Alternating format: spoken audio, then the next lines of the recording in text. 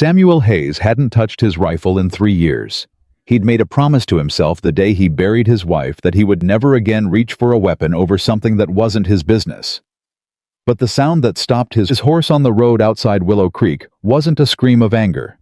It was worse than that. It was the sound of a woman who had already stopped believing anyone would come, and 3 little girls standing on a porch watching their mother bleed into the dirt, too small to stop it, and too old not to understand. Samuel's hand found the rifle before his mind made the decision. If this story already has your heart, please subscribe to this channel, hit that notification bell, and follow along until the very last word. And drop a comment telling me what city you're watching from. I want to see how far this story travels. Now let's go back to the summer of 1884, and the day a lonely rancher made a choice that would cost him everything and give him back even more. The summer of 1884 arrived in Willow Creek, Montana, the way trouble usually did, slow at first, then all at once. Samuel Hayes had ridden into town that morning for nothing more than flour and salt. He had a list in his coat pocket written in his own hand, and he intended to be back at the ranch before the midday heat climbed past bearable. He didn't linger in town. He hadn't lingered in town in years. There was nothing in Willow Creek that called to him anymore, and he had made a kind of peace with that. How was a tall man, lean in the way that hard work makes a man lean rather than hunger. His hat was dark with sweat at the band, his shirt worn thin at the elbows. He kept his beard close trimmed more out of habit than vanity, and his eyes had the particular quality of a man who had trained himself to look at things without reacting to them. He'd had reasons for that training. Good ones. The ranch sat 5 miles outside of town. 512 acres of grassland, creek bottom, and pine ridge that he had built up over 15 years with his own hands and the help of 2 hired men who had long since moved on. It was good land. Productive land. The kind of land that should have had children running across it, and a woman's laughter echoing off the porch in the evenings. It had none of those things. What it had was silence, and Samuel had convinced himself that silence was enough. He'd gotten the flour. He'd gotten the salt. He was tying his saddlebags and preparing to leave when the sound reached him. He heard the crowd first, that low, ugly murmur of people gathered to watch something they should have stopped. Then he heard the crying. High and thin and helpless. The way children cry when they understand exactly what's happening and know they can't do anything about it. And underneath that, beneath the crowd noise and the children's crying, he heard her. Not screaming for help, not calling anyone's name, just a sound. Short and involuntary, and quickly swallowed the sound a person makes when pain arrives, and they've long since given up the idea that making noise will change anything. Samuel's boots were already moving before he'd finished the thought. The crowd was thick at the edge of the main road, clustered near a small wooden house set back from the street by a bare dirt yard. Maybe 30 people. Men, mostly, a few women at the edges holding market baskets and looking at the ground. The preacher stood near the front. The sheriff stood just off to the side with his thumbs hooked in his belt. Nobody was saying anything to stop it. William Carter was a broad man, heavy across the shoulders, with a farmer's thick hands and a prosperous man's certainty that the world owed him what he wanted from it. He had a good reputation in Willow Creek, paid his debts, attended church, gave to the collection plate, was known to shake hands firmly and look men in the eye. He was dragging his wife across the dirt yard by her wrist. Amelia Carter was small. Smaller than Samuel had expected for a woman with 3 children, with dark hair that had come loose from its pins and was hanging across her face. Her dress was torn at the shoulder. There was blood on her lip. She wasn't fighting him. She had stopped fighting him. Samuel understood some time ago. She moved the way a woman moves when she has learned that movement only makes it worse, when she has learned to make herself small and quiet and wait for it to be over. 3 girls stood on the porch behind her. The oldest couldn't have been more than 9. She had her mother's dark hair and her father's broad face, and she was standing with her arms around her 2 younger sisters, holding them against her sides, and her expression was the most terrible thing Samuel had seen since the morning he'd stood in the churchyard and watched 2 boxes go into the ground. It wasn't fear on that girl's face. It was knowledge. The particular devastating knowledge of a child who has witnessed this enough times to have stopped hoping it will end differently. William said something Samuel couldn't hear from this distance. Then he raised his hand. "That is enough." Samuel didn't realize he'd spoken at full volume until every head in the crowd turned toward him. He was already walking forward, the rifle loose in his right hand, not raised, not threatening, just present. The way a man carries a rifle when he wants everyone to understand that it exists and that he knows how to use it. William lowered his hand slowly. His expression moved through surprise and into something harder. "Hayes," he said, "this is a family matter. I can see that." Samuel kept walking until he was 10 feet from William, close enough to speak without raising his voice. "Step away from her. She is my wife. I know who she is." Samuel looked at Amelia on the ground. Her eyes were up watching him. They were dark eyes, brown and careful, and they held an expression he recognized without being able to name it. The expression of a person who has been surprised by something and hasn't yet decided whether the surprise is safe. "Ma'am, can you stand?" Amelia looked at her husband. Then she looked at Samuel. "Don't answer him," William said. "He has no authority here. She can decide who she answers." Samuel shifted his gaze back to William. "The question is whether she wants to." The sheriff moved up beside William. His name was Harold Briggs, and he had held the position for 11 years by being useful to the men who mattered and invisible to the ones who didn't. "Hayes, I'd advise you to back away. Mr. Carter hasn't broken any law. He's broken her lip. A man's household is his own business." Samuel looked at Briggs for a long moment. Then he looked at the crowd, at the men standing with their arms folded and their expressions carefully neutral, at the women looking at their boots, at the preacher who was studying a spot somewhere above Samuel's left shoulder with intense concentration. 30 people, Samuel said, and none of you moved." Nobody answered. He turned back to Amelia. She had gotten herself to her knees. One hand was pressed to the dirt, steadying herself, and she was looking at him with that same unreadable expression, wary and desperate and entirely without hope. The expression of a woman who has been offered things before and learned what those offers cost. "Ma'am," Samuel said. He kept his voice even and quiet, the way he spoke to horses that had been frightened. "My name is Samuel Hayes. I have a ranch 5 miles north of here. You and your daughters are welcome to come there." The silence stretched. William took a step forward. "If you touch my wife, I'm not talking to you." Samuel said it without moving, without heat. Just a flat statement of fact. He was not talking to William Carter. I was talking to the woman on the ground. "The offer is yours, ma'am, not his, not theirs." He gestured slightly toward the crowd. "Yours." Amelia's lips parted. For a moment, nothing came out. Then very quietly, "My daughters." "All 3, Samuel said. "They come with you." Something shifted in her face. Not relief, it was too early for relief, and she was too smart for relief. But something. The faintest movement of a weight she had been carrying. She put her hand in his. Her fingers were cold, despite the summer heat, and she was shaking a fine, continuous tremor that he felt from her palm through his, and that she was clearly working very hard to hide. She got to her feet. She did not lean into him. She straightened her spine and lifted her chin, and she did not look at her husband. "Clara," she said. Her voice didn't waver. "Girls, come down, please." The oldest girl. Clara released her sisters and came off the porch with the deliberate, controlled movement of a child who has learned to be very careful about how she moves in the presence of her father. She took her sister's hands. The middle girl, who couldn't have been more than 6, looked at Samuel with enormous dark eyes that were identical to her mother's. The youngest was barely 4, and she was still crying silently, tears running down her face in steady tracks. William moved to block them. Samuel stepped between him and the girls without changing his expression. "Move," William said. "No. She is my property. Those children are my property. The law." "The law," Samuel said, and there was something in his voice now that hadn't been there before, something very quiet and very final, "is standing right over there doing nothing. So until the law decides to be useful, I'm going to use my own judgment." He looked at Briggs. Briggs looked away. Samuel went to his horse. He lifted Amelia up, first, She was lighter than she should have been, lighter than a woman with 3 children and a working farm ought to be, and settled her in the saddle. Then he lifted the youngest girl up to her mother's arms.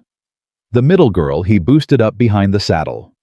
Clara he helped up last, and when the girl gripped the saddle horn, she did it with the determination of someone who has decided she is not going back, no matter what happens next. William was talking loud now, saying words that Samuel registered but did not process because he had made his decision 3 minutes ago, and additional words from William Carter were not relevant information. Several men in the crowd murmured in agreement with whatever William was saying. The preacher found his voice and called something about the sanctity of marriage. Samuel put his boot in the stirrup and swung up in front of Amelia and Clara, the horse adjusting its weight, and turned toward the road north. Hayes. William's voice had dropped, gone cold. You'll regret this. Samuel touched the brim of his hat and rode. Behind him, the crowd noise faded. The town of Willow Creek dropped away, and the road north opened up ahead of them, dry and wide and empty under the white summer sky. He felt Amelia's hand very light against his back, not holding on, just present, as if she was checking to make sure he was real. He pretended not to notice. They rode in silence for a long time. The youngest girl had stopped crying. The middle one was watching the land pass with solemn attention. Clara sat very straight behind Samuel, holding the saddle horn, saying nothing. She had her mother's self-control and her mother's eyes, and she was watching the back of Samuel's head with an expression that he didn't see but could feel, measuring him the way children who have learned to be afraid of men measure every unfamiliar man. After about a mile, the youngest girl said something soft and blurred to her mother. Amelia answered in a murmur too quiet for Samuel to catch. Then the girl turned around in her mother's arms and looked at Samuel directly. She had stopped crying completely. Her face was still wet, but she was studying him with the frank intensity that very small children have before they learn to disguise their curiosity. "Are you a cowboy?" she asked. Samuel glanced at her. "More or less. Do you have cows?" "About 80. She considered this. "We had a cow," she said. "Her name was Buttercup. Papa sold her." Samuel didn't say anything. "I cried," the girl added. She said it matter-of-factly, as though reporting a weather event. "Mama said Buttercup went to a farm where she'd be happy, but I don't think that's true." "Lily," Amelia said softly. "It might be true," Samuel offered. Lily looked at him with her mother's dark eyes and her mother's particular quality of clear-eyed assessment. "Is it? I don't know," he said, "but it might be." She seemed to find this acceptable. She turned back around in her mother's arms and was quiet. The ranch came into view after another hour of riding the main house first, low and wide, built from timber he'd cut and hauled himself. Then the barn, red-painted solid. The fields beyond, brown gold in the summer heat, stretching out toward the pine ridge that marked the northern boundary of his land. He'd always thought it was a good-looking piece of country. He'd stopped being able to see it clearly somewhere around the 2nd year after the funeral. It had just become the place where he worked and slept and waited for days to pass. He saw it now suddenly through different eyes, saw it as it must look to a woman who had just left everything she'd ever known. To 3 girls who had spent their lives in a small farmhouse with a man who sold their cow and used their mother as a target for everything that went wrong in his life. He pulled up in front of the house and swung down, then helped each of them down in turn. The middle girl rose. He would learn later, immediately went to the fence and stared at the horses in the pasture with an expression of absolute reverence. Clara stood close to her mother, scanning the property with sharp, watchful eyes. Lily stood in the dirt yard and looked at the house. "It's big," she said. "It's empty," Samuel said. "There's just me here." Amelia was looking at him. She'd been looking at him since he helped her off the horse with that careful, measuring look that he was coming to understand was just how she looked at things, with absolute attention and absolute wariness, giving away nothing until she'd decided it was safe. "Mr. Hayes," she said. "Samuel." She paused. "Samuel, what do you want from us?" He opened the door to the house. "Nothing." "That's not an answer." "It's the only one I've got." He stood back from the door, not blocking it, not crowding it. You and your girls can have the house. I'll sleep in the barn. There's food in the kitchen, not much, but enough for tonight. I'll ride for more tomorrow." Amelia didn't move. "I don't understand," she said. "Men don't." She stopped herself. "Don't what?" Her chin came up slightly. "Don't do things without wanting something back." Samuel looked at her for a moment. At the cut on her lip still fresh. At the bruise developing along her jaw. At the careful way she was holding herself, as if she expected him to take back everything he'd just offered and replace it with a price. "Some do," he said. "Some don't." He walked toward the barn. "Samuel." He stopped. "Thank you," Amelia said, very quietly, as if the words cost her something. He nodded once without turning around and kept walking. Inside the barn, in the smell of hay and horse and familiar darkness.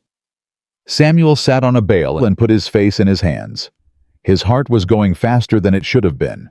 His hands were steadier now than they'd been on the road, but that wasn't saying much. They'd been shaking badly enough that he'd kept them tight on the reins the whole ride home, hoping she hadn't noticed. She had noticed.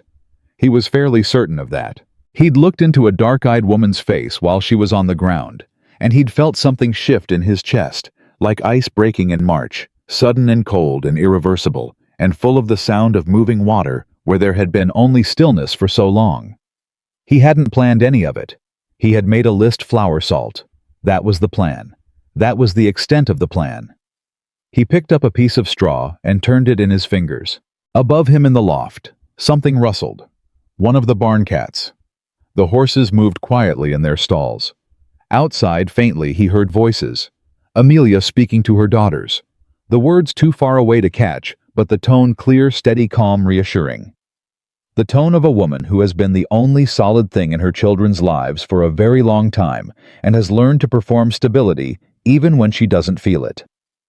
He'd known a woman who spoke in that voice. He pressed the heels of his hands against his eyes and breathed. He was not going to think about that tonight. He'd made that rule 4 years ago, and he intended to keep it. What he was going to think about was the practical reality of the situation he had placed himself in.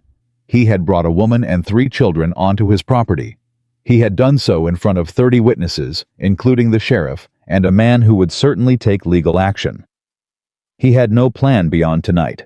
He had flour and salt and about 3 days of food in the house, and not enough of anything else. He also had 80 cattle, a working well, a kitchen garden that had gone mostly to seed, but still had potatoes and beans coming in, and approximately 15 years of experience, keeping himself alive on this land, through every kind of hardship the Montana frontier had to offer. He could feed them. He could keep them safe for a little while. He would worry about the rest later. He heard the cabin door close. Heard quiet footsteps on the porch, then silence. He stayed in the barn until the sky went dark and the coyotes started calling along the ridge. Then he lay down in the hay, pulled his coat over himself, and closed his eyes. He didn't sleep for a long time. In the house, the light in this kitchen window stayed on until nearly midnight. He watched it through a crack in the barn wall, that yellow rectangle in the dark, and told himself he wasn't watching it, that he was just looking at the night, that he wasn't listening for anything in particular. The light went out. The ranch went quiet. Samuel Hayes, for the first time in 4 years, did not feel entirely alone. He didn't know what to do with that feeling. He lay very still in the hay and breathed and tried not to think about it. Sometime around 2 in the morning, he heard the cabin door open very softly, heard footsteps cross the porch and come down the steps, heard them stop just outside the barn door. A long pause. Then Amelia's voice, quiet and careful in the darkness. "Mr. Hayes? Samuel?" He sat up. "Yeah. I wanted to make sure you—" She stopped. A pause. "The girls are asleep." "Good." Lily talked about the cows for almost an hour. Despite everything, something moved at the corner of his mouth. "She likes cows." "She likes you," Amelia said. "She doesn't warm up to people quickly. She's been afraid of men for a long time." Samuel didn't answer. "I just wanted you to know," Amelia said, "that it means something, that she's not afraid of you." The silence sat between them, full of things that were too large and too early to say. "Get some sleep, ma'am," Samuel said finally. "Tomorrow's going to be complicated." A soft sound that might have been a short, tired laugh. When has it not been? Her footsteps went back across the yard and up the porch steps and through the cabin door. The latch clicked. The night went quiet again. Samuel lay back down in the hay. His hands finally had stopped shaking. But the feeling in his chest, that cold, cracking March morning feeling, had not gone anywhere. He lay in the dark and breathed and watched the first pale edge of light begin to grow along the eastern ridge, and he thought about what it meant to be responsible for someone, what it cost, what it gave back. He'd learned that lesson once at the very highest price a man can pay. He hadn't thought he'd ever be willing to learn it again. He was starting to think he didn't have a choice in the matter. Not because of Amelia. Not yet. But because of a 4-year-old girl who had asked him whether a cow named Buttercup was happy somewhere and had accepted his honest uncertainty with more grace than most grown men managed. He turned over in the hay. Above him, the barn roof held the weight of the stars. The ranch breathed around him in the darkness. Somewhere in the house, his house that had not held another living person in 4 years, 3 girls were sleeping. And their mother was lying awake. He knew she was lying awake. He didn't need to hear her to know it. A woman doesn't leave the kind of life Amelia Carter had left, and sleep easily on the first night in a strange place, regardless of how much safer that place might be. She was lying in the dark and listening to her daughters breathe, and making calculations the way she'd been making them for years, measuring every variable, weighing every possibility, trying to determine what the catch was and where it would reveal itself, and whether she would see it coming in time to protect her girls. Samuel understood that kind of thinking. He'd done his own version of it for 4 years, measuring everything against the single worst outcome he had ever experienced, and asking himself whether he was willing to risk anything that might lead somewhere close to it again. The answer had always been no. He wasn't sure what the answer was tonight. He was sure that the question had changed shape, and he was sure with a certainty that he couldn't have explained and didn't try to. That by morning the ranch would feel like a different place than it had felt yesterday. He wasn't certain yet whether that was a good thing. But he lay in the hay as the sky turned slowly from black to deep blue to the first pale gray of a Montana dawn. And he breathed, and he did not feel the specific quality of emptiness that had lived in his chest for 4 years like a stone. Something had shifted. Something had moved. He didn't know its name yet, but it was there. And William Carter, somewhere back in Willow Creek, was going to try to take it away from him. Samuel closed his eyes. When the first rooster crowed at the neighbor's farm 2 miles east, he was already awake, already sitting up, already thinking about what needed doing. He had cattle to check, water to draw, a kitchen to stock. He had a woman with a cut on her lip who did not trust kind gestures, and a 9-year-old girl with her mother's eyes who was watching him for the first sign that he was the same as every other man she'd ever known, and a 6-year-old who followed horses like they were made of magic, and a 4-year-old who wanted to know if a cow named Buttercup was happy somewhere. He had more reasons to get out of bed than he'd had in years. He pulled on his boots. He walked out of the barn into the cool morning air. The kitchen window was already lit. Amelia was awake. He stood in the yard for a moment and looked at the light in the window, yellow and steady and warm against the gray of early morning, and then he picked up the water bucket and went to the well because there was work to do, and work had always been the one thing he knew how to trust. The day had begun, and nothing in Willow Creek was going to be the same. Amelia had the coffee on before the sun cleared the ridge. She didn't know where Samuel kept anything. She'd spent 20 minutes the night before opening every cabinet in that kitchen, learning the place. The way she'd learned every place she'd ever lived, quietly, methodically, without touching anything she didn't need to touch. The coffee was in a tin on the top shelf. The pot was hanging above the stove. The matches were on the windowsill. She made the coffee strong. Then she sat at the kitchen table and waited. She wasn't sure what she was waiting for. Her whole body was still in that state she'd been in for years. That particular alertness, that low constant hum of readiness, tuned to the sound of footsteps and the particular quality of silence that came before something bad happened. She kept catching herself listening for sounds that weren't there, waiting for a door to slam, waiting for a voice to change register in that way that meant the next few minutes were going to be very bad. None of it came. The house was quiet. Her daughters were asleep in the bedroom at the end of the hall, all three of them in the same bed, which is how they always slept when they were frightened. Lily in the middle, Rose pressed against her back. Clara on the outside with her arm over both of them. She'd looked in on them twice already. They hadn't moved. Outside she heard the barn door open. She heard the sound of the water pump working at the well. She heard boots on the porch steps. Her hands went flat on the table. The door opened. Samuel ducked slightly through the frame. He was taller than she'd registered yesterday. Or maybe yesterday, she'd been too busy surviving to notice details like height, and stopped when he saw her sitting there. "Morning," he said. "Coffee's on the stove." He looked at the stove, then at her. Something passed across his expression that she couldn't read. "You didn't have to do that." "I know." He poured himself a cup, stood at the counter, drank it. He didn't sit down. She didn't ask him to. They were both still figuring out the rules of this place, and she understood that sitting down at a table with someone was a kind of intimacy that required more groundwork than 12 hours. "I'm going to ride into Harmon's Creek this morning," he said. "That's the next town over. There's a store there. I'll get enough supplies for a few weeks." "Willow Creek is closer." "I know." "Then why?"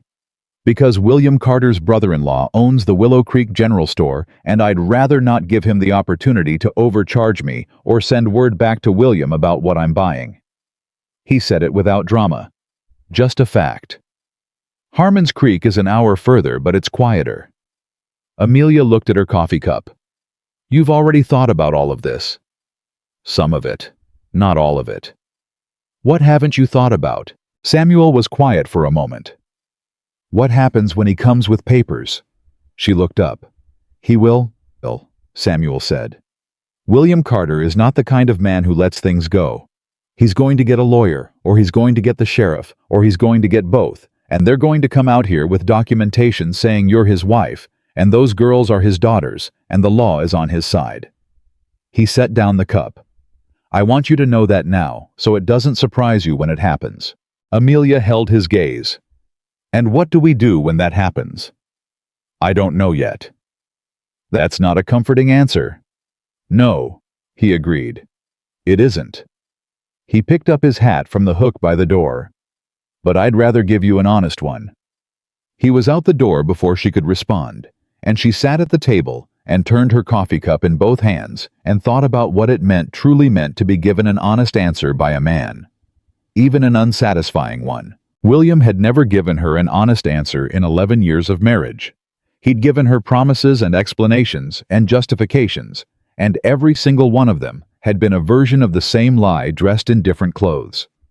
Samuel Hayes had been in her presence for less than 24 hours and had already told her 3 uncomfortable truths without flinching from any of them. She didn't know what to do with that. She finished her coffee and went to wake her daughters. Clara was already awake. She was sitting up in the bed with her knees pulled to her chest, watching the doorway. And when Amelia appeared, she relaxed slightly in the particular way she relaxed, which was not fully and never completely, just enough to indicate that the specific threat she'd been braced for wasn't materializing yet. "Is he gone?" Clara asked. "He went to the next town to get food." Amelia sat on the edge of the bed. "He'll be back by afternoon." Clara thought about this. "Is he coming back angry?" The question landed like a stone in still water. Amelia felt the ripple of it go through her entire chest. "No, baby," she said. "He's not coming back angry." "Papa always came back from town angry." "I know. Even when he wasn't angry when he left." "I know." Clara looked at her steadily. "Why is this man different?" Amelia didn't answer immediately. She looked at her daughter, at the 9-year-old, who had the eyes of someone twice her age, who had learned caution before she learned arithmetic, who had been her mother's shadow, and her mother's protector, and her mother's tiny soldier, since she was old enough to understand that someone needed to be. "I don't know yet," Amelia said, "but I think he might be." Clara considered this for a long moment. Then she looked down at her sisters, still asleep. Lily talked to him like she already knew him. She did. She doesn't do that. No, she doesn't. Clara looked back at her mother. She talked to him like she talks to me. Amelia reached out and tucked a piece of hair behind Clara's ear. Then maybe that tells us something. Rose stirred and opened her eyes and saw where she was and went through a rapid sequence of emotions: confusion, fear, memory, and then a particular focused attention as she identified the window and the sound of horses outside. She was off the bed and at the window before Amelia could say her name. Horses, Rose breathed. Yes. How many? I don't know. Several. Rose pressed her face to the glass. There's a gray one. Amelia stood. Boots before horses, Rose. Yes, ma'am. Rose did not move from the window. Rose. 1 minute, Mama. Lily slept through it, which was how Lily always was. Once she was down, and the world could do what it liked until she was ready to return to it.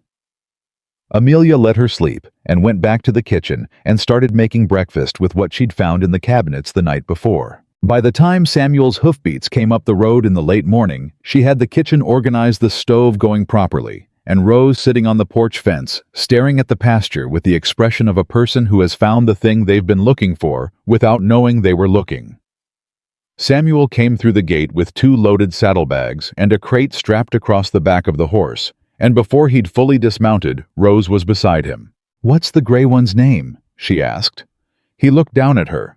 He had the look of a man recalibrating. "That's Juniper." "How old is she?" 6. "Is she fast?" "Fast enough." "Faster than the brown one?" "Depends on the ground." He was undoing the strap on the crate, and Rose was watching his hands with complete absorption. "You like horses?" "More than most things," Rose said. "You know anything about them?"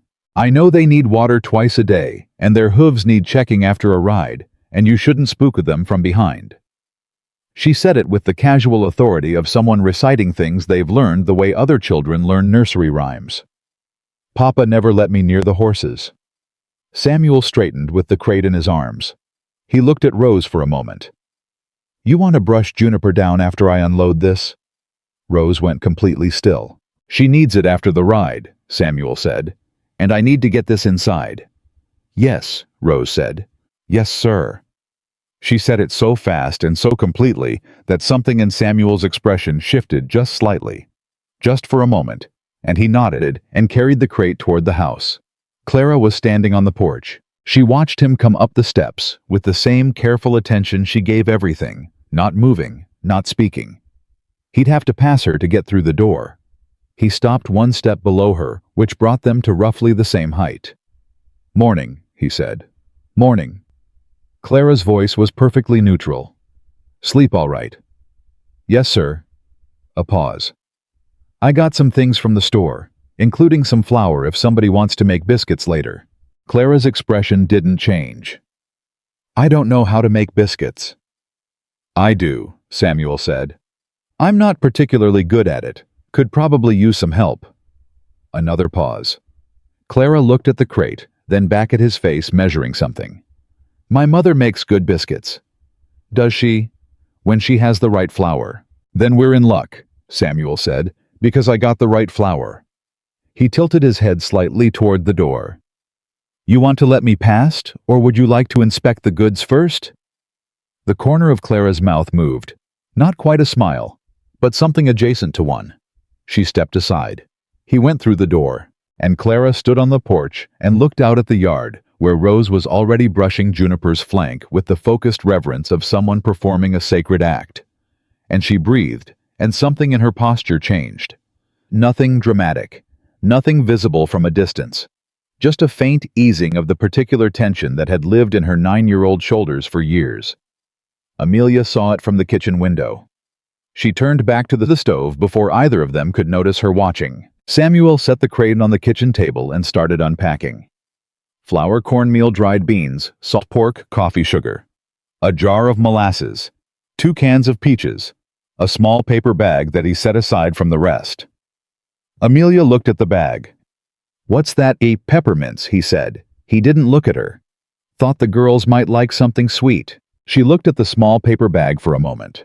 Then she looked at the flour and the beans and the coffee and the molasses and the 2 cans of peaches, and she thought about what it meant that this man, this stranger, had ridden an extra hour in the heat to avoid a store where she might be known, and had come back with a jar of molasses and a paper bag of peppermints for children who were not his. "You didn't have to do that," she said. "I know." She recognized her own words from this morning, coming back to her in his mouth, said in the same tone, quiet matter of fact, without expectation of thanks. She turned back to the stove. "Samuel," she said. "Yeah." "What happened to your wife?" The kitchen went quiet. She heard him stop moving behind her. She kept her eyes on the stove. She hadn't planned to ask it. It had come out the way things come out when you've been holding them since the night before, and your defenses are worn down by a combination of exhaustion and peppermints. "Fever," he said. 4 years ago this November. The baby too. She was 7 months along. Amelia closed her eyes briefly. "I'm sorry." "So am I." She turned around. He was standing at the table with his hands resting on the edge of it, looking at the wall above her head. Not at her. At the middle distance, at something she couldn't see. "A daughter?" she asked. She didn't know why she asked that either. He blinked, looked at her. "Yeah, Margaret had picked a name already. Ellen." He said it the way you say a word you don't say very often, carefully aware of its weight. "After her mother." Amelia said nothing. "Reason I'm telling you this," Samuel said, "is because I want you to understand why I'm not going to tell you it's fine when it isn't, and why I'm not going to pretend things are simpler than they are. I had a wife, and I was about to have a daughter, and I lost both of them in 4 days. After that..." He stopped, picked up the empty crate. "After that, I don't see much point in not being straight with people." He took the crate toward the door. "Samuel." He stopped. "I had a husband who was straight with me," Amelia said. "He told me straight out the first time he hit me that it was my fault. He was very honest about that." She held his gaze. "So when you say you want to be straight with me, I need you to understand that those words don't mean the same thing to me that they might mean to you." He stood in the doorway and looked at her for a long moment. "Fair," he said. He went out. She stood at the stove and breathed. This was the most she'd talked to any man who wasn't threatening her in years. She'd forgotten what it felt like. It felt strange, like a muscle she hadn't used that was starting to remember it existed. Strange and not entirely unpleasant. That frightened her more than anything. Lily woke up at noon, arrived in the kitchen with spectacular bedhead and the focused energy of someone who has had enough sleep and is ready to engage with the world at full volume. She ate everything Amelia put in front of her, talked continuously about the horses. She could see through the window, asked 4 separate times when she could go outside, and then went to the back door and opened it and stood looking toward the barn. "He's in there," she reported. "I know," Amelia said. "He's doing something with the horses." "Probably." "Can I go watch?" "Lily." "I won't bother him. I'll just watch." "Lily." "Rose is out there." Lily pointed with considerable logic. Rose was in fact visible through the window, still in the paddock, still in conversation with Juniper. Amelia looked at her youngest daughter. At the round, certain face, the dark eyes that hadn't yet learned to be afraid of hope. She thought about Clara's question this morning. Why is this man different? And about the fact that she didn't have a good answer, and that maybe that was all right. Maybe not having a good answer and going forward anyway was something she was allowed to do. "Stay where I can see you from the window," she said. Lily was gone before she finished the sentence. Amelia watched from the kitchen window as her youngest daughter crossed the yard, climbed onto the fence rail beside the paddock, and called out something toward the barn. A moment later, Samuel appeared in the barn doorway. He said something back. Lily said something. He pointed toward the pasture. Lily looked at the pasture and nodded very seriously, and climbed down from the fence and went through the gate, and Samuel came out of the barn and followed her at a safe distance, and Amelia watched her 4-year-old daughter walk toward a herd of cattle with a grown man who had known her for less than 24 hours. Her whole body wanted to go to the door. She made herself stay at the window. She watched Samuel crouch down beside Lily at the fence line of the pasture, pointing out individual cattle apparently answering questions, because Lily's posture was the posture of a child asking an unbroken series of questions, and Samuel was responding to each one with the patience of a man who had decided at some point to take a small person seriously. At one point, Lily turned and looked back at the house. She found the kitchen window immediately. She always knew where her mother was, and she waved.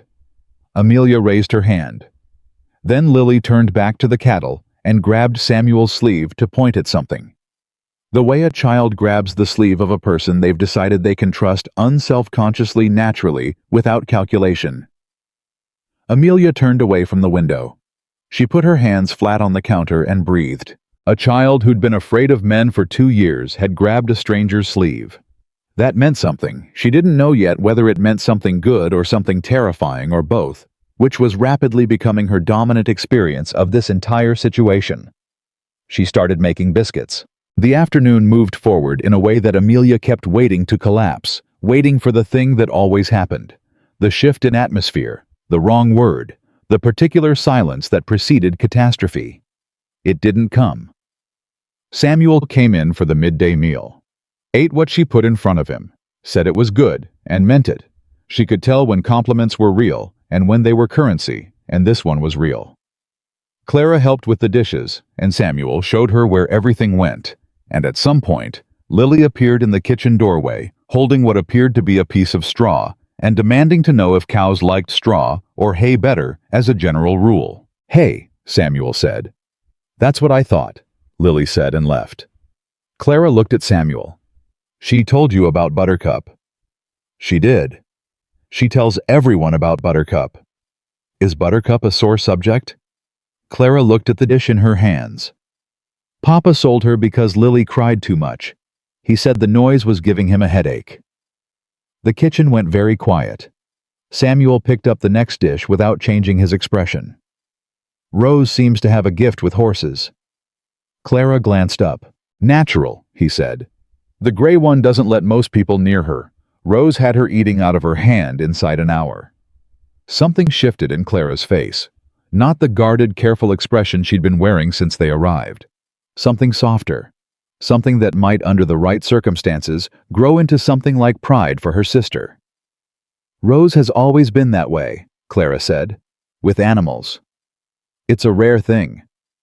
Papa said it was a waste of time." Samuel set down the dish he was drying and looked at Clara directly.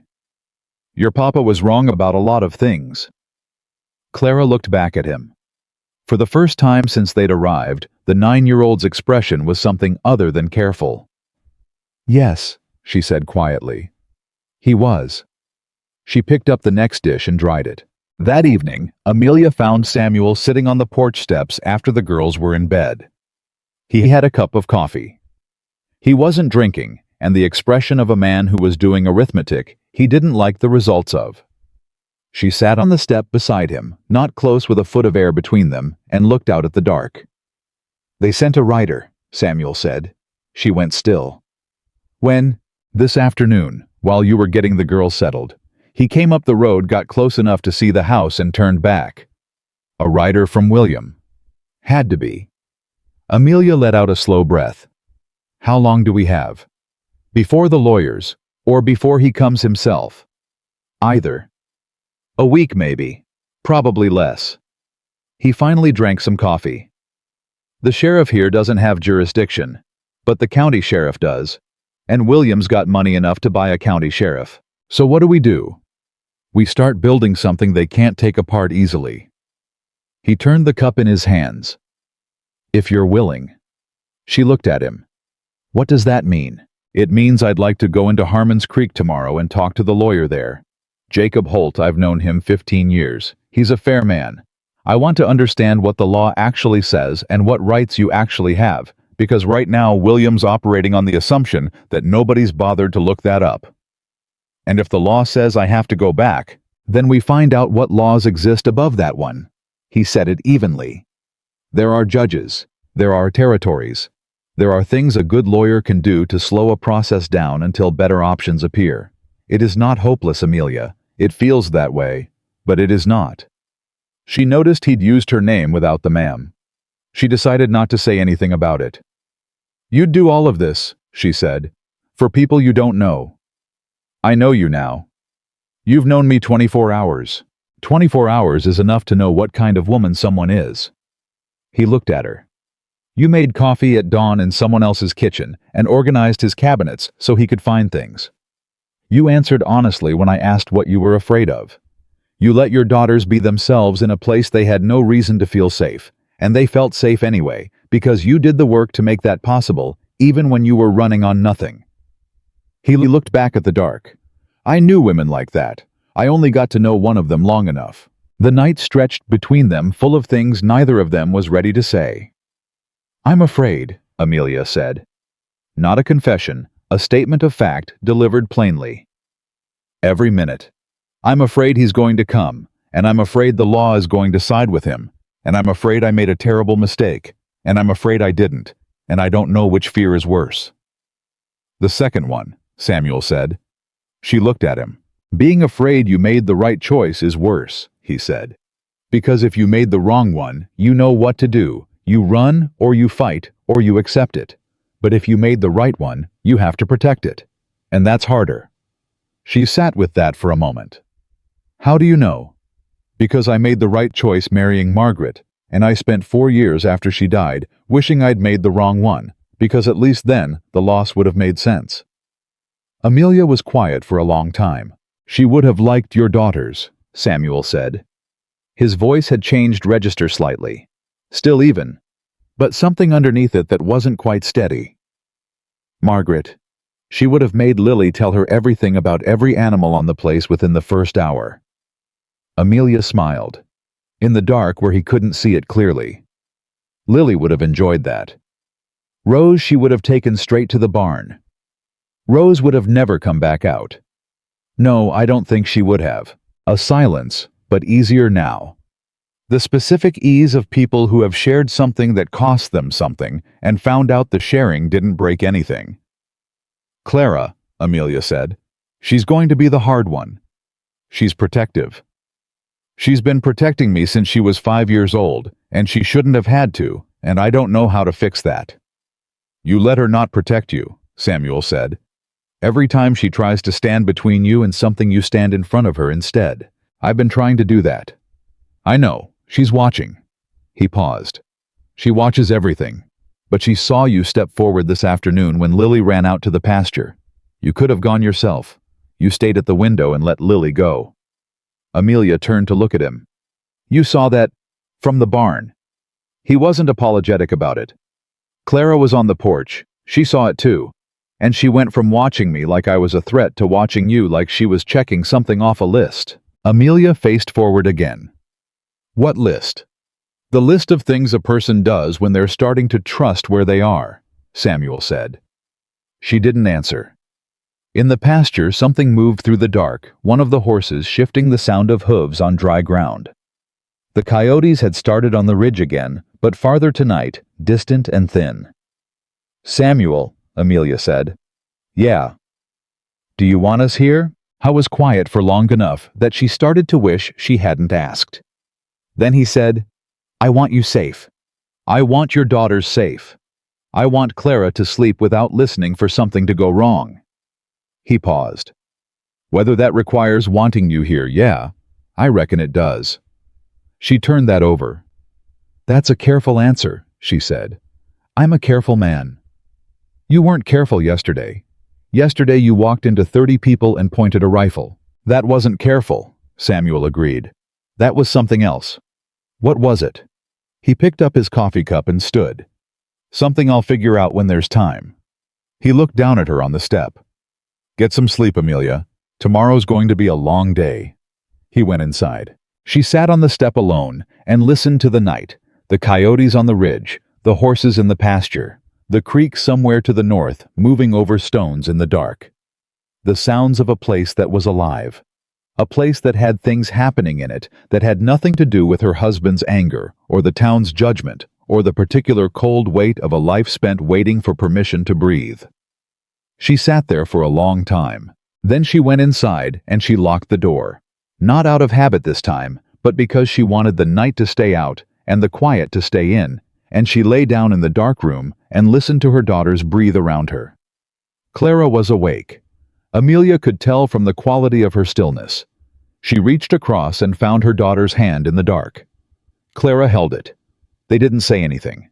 Outside, the night moved on, and the ranch was quiet, and the coyotes eventually fell silent on the ridge, and somewhere in the barn, Samuel Hayes was lying in the hay, listening to the same dark, and probably doing the same arithmetic he'd been doing on the porch, the kind with no clean answers.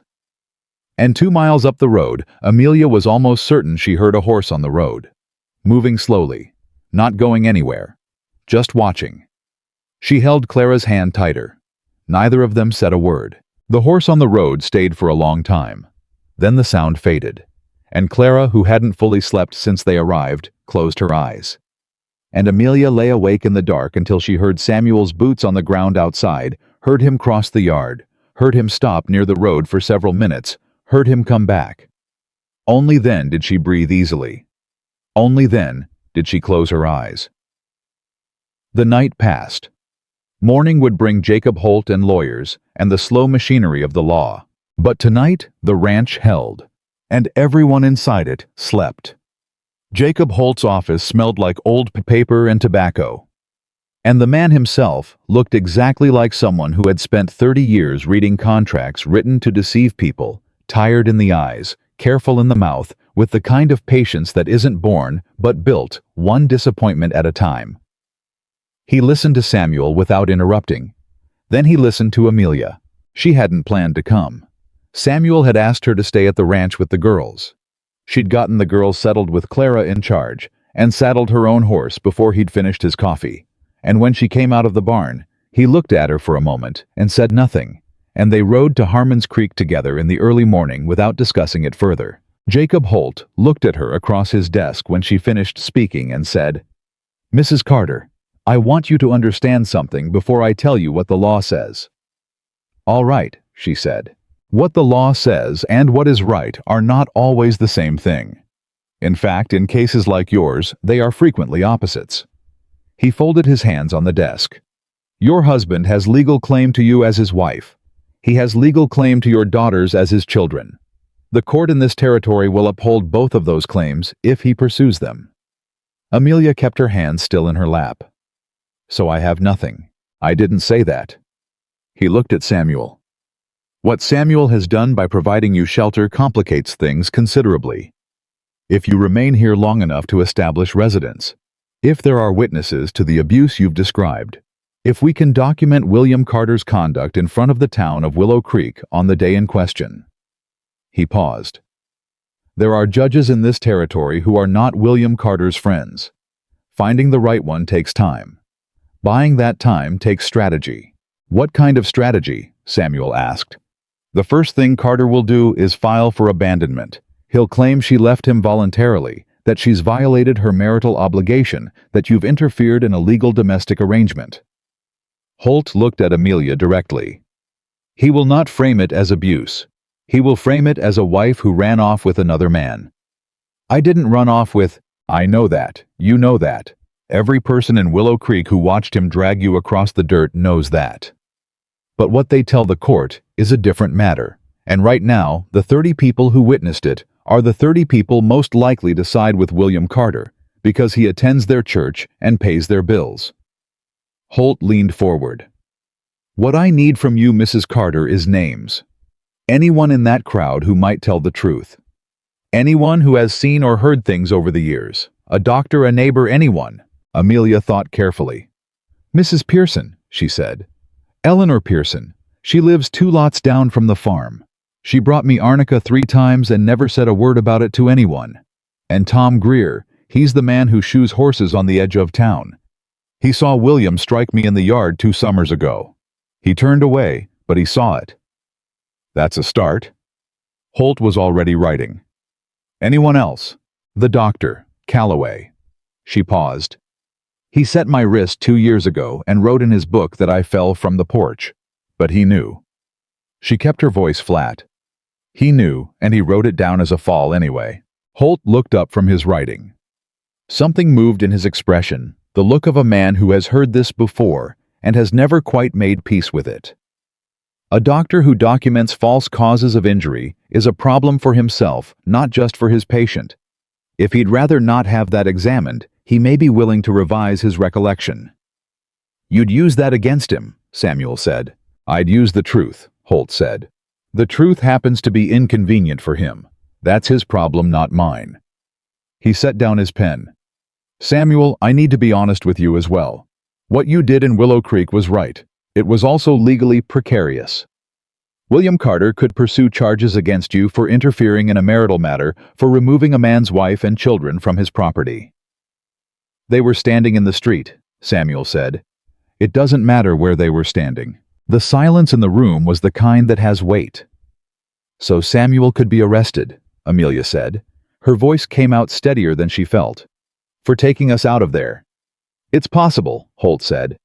"I want you to plan for that possibility, rather than be surprised by it." Amelia looked at Samuel.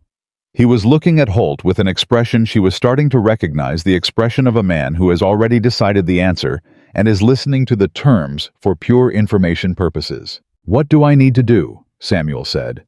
"Keep her on your property. Don't go back to Willow Creek unless you have to. Document everything. If Carter's men come near the ranch, write it down with the date and time. If anyone threatens you, same. And talk to your neighbors." Holt looked at him steadily. "You have been living 5 miles outside of town for 4 years, and I suspect you haven't had a conversation with your nearest neighbor in most of that time." Samuel said nothing, which was its own kind of answer. "Start having those conversations," Holt said. "A man with neighbors who will stand for him is harder to move than a man who stands alone. Carter knows that. That's why he waited until you were isolated before he made his move."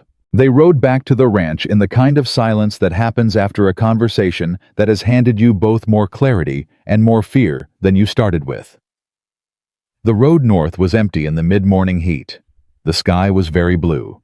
A hawk turned slow circles above the ridge. "He could have you arrested," Amelia said finally. "He could try."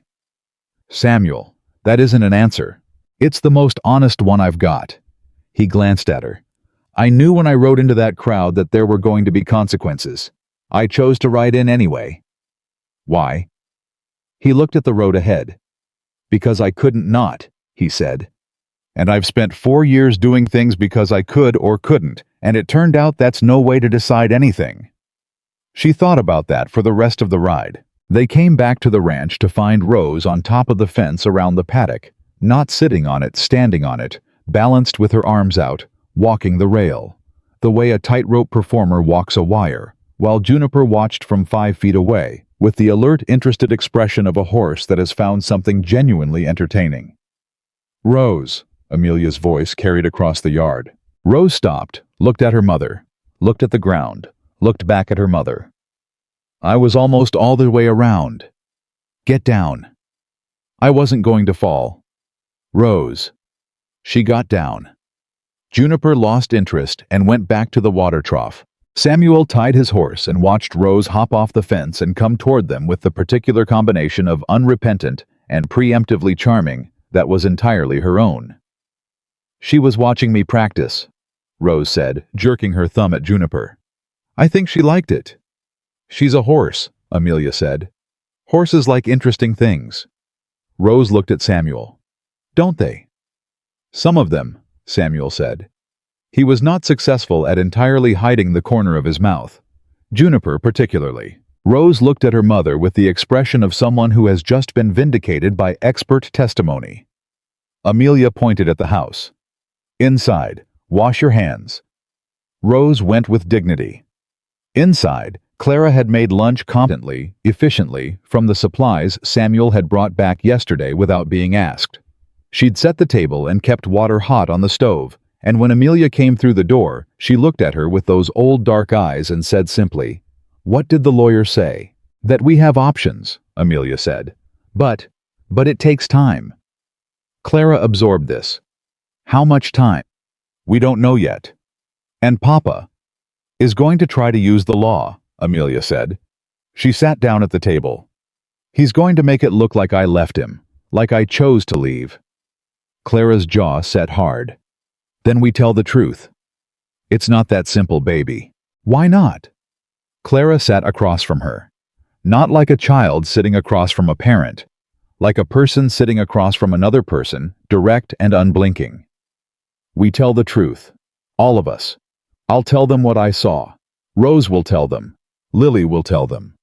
Lily is 4 years old. Lily remembers everything. Clara's voice was steady, but her hands flat on the table were not. She remembers every single time. She could tell you dates. She remembers the date Papa sold Buttercup. She remembers the date Mrs. Pearson brought the arnica. She remembers all of it, Mama. She just doesn't talk about it because nobody asks her. Amelia stared at her oldest daughter. The kitchen was very quiet. Nobody has ever asked her, Clara said. Nobody ever asked any of us. Samuel came in from the doorway where he'd stopped. He sat down at the table and put his hands on it and said, "They're going to ask now." Clara looked at him. "Jacob Holt is going to build a case," Samuel said. "He needs witnesses who saw things and can say what they saw. Your mother gave him 2 names this morning. If you and your sisters have things to say." He stopped. "Nobody is going to make you say anything. But if you want to speak." Clara turned to her mother. "Tell me what to do," she said. Amelia reached across and put her hand over Clara's. "Right now, eat your lunch. We'll figure out the rest." Clara nodded. She was 9 years old, and she nodded like a general accepting field orders, and Amelia held her hand under the table and tried to breathe past the thing in her chest that felt like a fire that had been burning for years and was only now in this kitchen with these people starting to find something to burn toward instead of just burning inward. 3 days passed. They were the strangest 3 days of Amelia's life. Strange not because of anything that happened, but because of what didn't. The ranch held its rhythm. Samuel rode out to check cattle in the mornings and came back for the midday meal and worked the fences and the barn in the afternoons. Rose followed him everywhere he led her, and half the places he didn't. Lily delivered a continuous running commentary on the cattle, the horses, the chickens, the sky, and a particular rooster she had named Gerald, who she considered deeply untrustworthy. Clara helped Amelia with the house and read from the small stack of books Samuel had on the shelf beside the fireplace, and occasionally, when she thought no one was watching, let herself stand at the paddock fence and watch the horses with something on her face that was very close to peace. Amelia cooked and cleaned and kept herself busy and listened. She listened to the road. On the evening of the 3rd day, Samuel came in from the north field with his jaw set and his hat pushed back the way he wore it when he was thinking hard. He sat down at the table and looked at his hands. "Riders on the north road," he said. 3 of them, moving slow. Amelia set down what she was holding. "How far?" "Mile maybe. Too far to see faces, but one of them was riding a big roan." He looked up at her. "William Carter rides a big roan." The kitchen was very still. "He found us faster than you thought," Amelia said. "He probably never stopped looking." Samuel stood. "I need you to take the girls to the back bedroom and stay there." Samuel. "Amelia." He said her name the way you say something you need to land. "I am not asking you to hide. I am asking you to let me see who it is before anyone gets frightened unnecessarily. If it's William, you'll know soon enough. If it's not..." He picked up his hat. "If it's not, we've lost nothing." She looked at him for a long moment. "All right," she said. She got the girls into the back bedroom with a quiet authority that kept the fear out of her voice and the urgency in her feet. Rose immediately tried to go back to the window. Clara put her arm around Lily. Lily looked at her mother's face and went very still the way she did when she was reading the room and didn't like what she was reading. "Mama," Lily said. "It's fine," Amelia said. "You're scared," Lily said. There was no point in lying to Lily. There never had been. "A little," Amelia said. "But Mr. Samuel is out front, and we're going to stay in here and be very quiet. Can you do that?" Lily's chin came up. "Yes." "Good girl." Amelia went back to the kitchen. She stood at the window that looked toward the road and watched. The 3 riders came through the gate. She couldn't see their faces clearly from this distance, but she saw Samuel step off the porch and walk toward them, and she saw him stop with his thumbs in his belt, and she saw the lead rider pull up, and she saw the conversation that happened between them too far for words, but the shape of it was clear. Samuel was not moving. The riders were not getting down. After 5 minutes, the riders turned and went back through the gate. She let out a breath that seemed to have been living in her ribcage for 3 days. Samuel came back in. He poured himself coffee he didn't drink and stood at the counter. "Who were they?" Amelia asked. "2 of William's farmhands and Sheriff Briggs."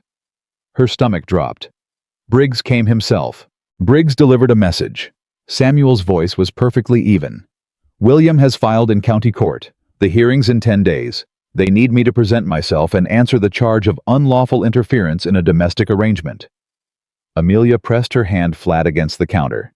"And if you don't, then they'll come and collect me." He paused. "But Holt filed paperwork of his own this morning. I didn't want to tell you until I knew it had gone through. He filed a petition to the circuit court documenting the abuse. He got statements from Tom Greer and Eleanor Pearson." Amelia looked up sharply. "Already? He rode to Willow Creek yesterday. You sent him without telling me. I wanted to know if he could get the statements before I told you he was going to try." Samuel met her eyes. "I was wrong to do that. It was your story. I should have told you." She stared at him. A man who had just done something to help her, however he'd chosen to go about it, was standing in her kitchen telling her he'd done it wrong, telling her it was her story, telling her the decision should have been hers. In 11 years, William had never once acknowledged that a decision about her life belonged to her. "What did Tom Greer say?" she asked. Her voice came out slightly uneven. "That he saw William strike you in the yard in the summer of 1882, and that he was ashamed he didn't report it, and that he'd say so in court." She put her hand over her mouth. "Eleanor Pearson said she has a diary." Samuel continued, his voice careful now, watching her. "She wrote down every time she brought you arnica.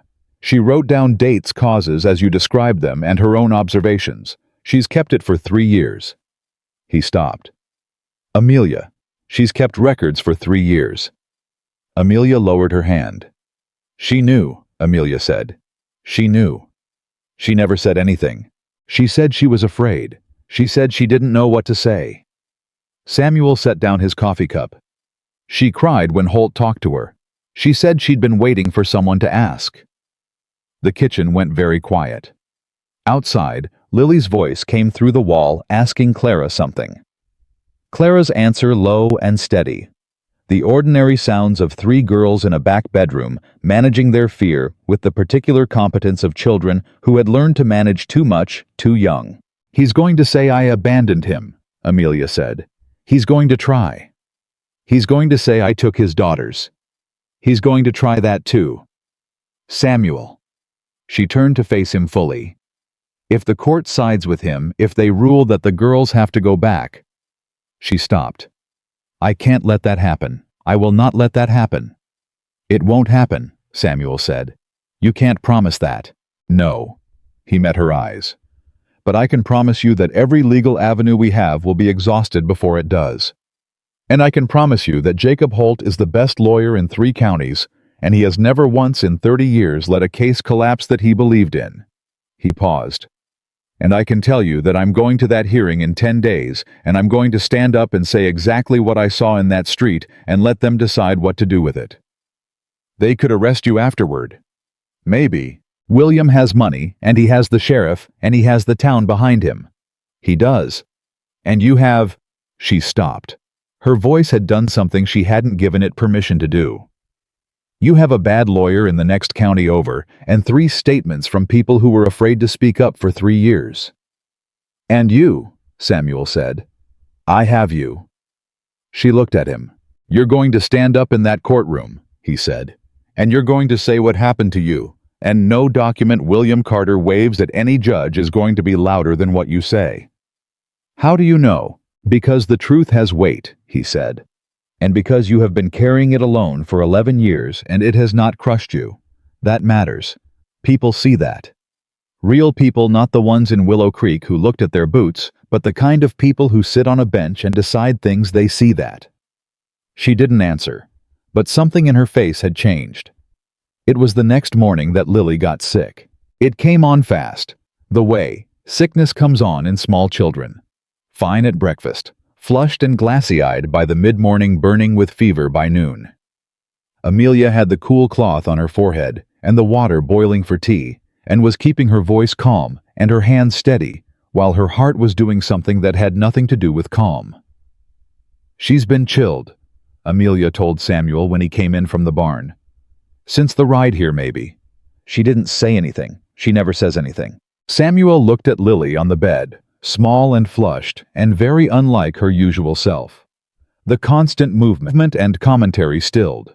He looked at Amelia's face. "I'll ride for the doctor," he said.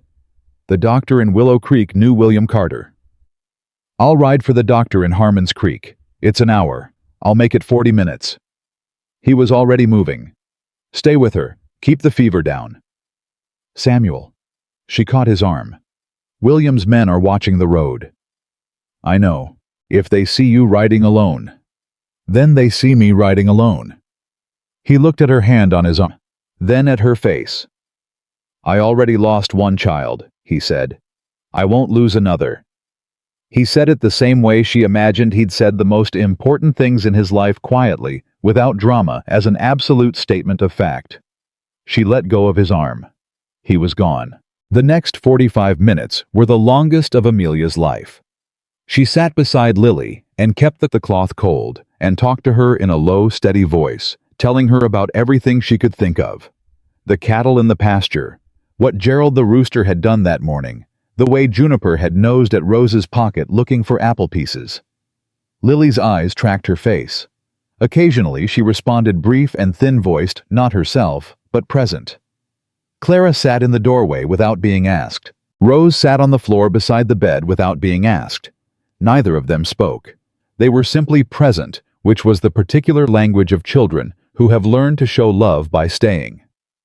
Amelia kept talking. When she heard hoofbeats in the yard, she went to the window. Samuel had made it in 38 minutes. The doctor, a heavy-set man with a gray beard, climbing down from his horse, with the efficient movement of someone who has done this many times, followed Samuel through the door and through the house to the back bedroom without pausing. He examined Lily thoroughly.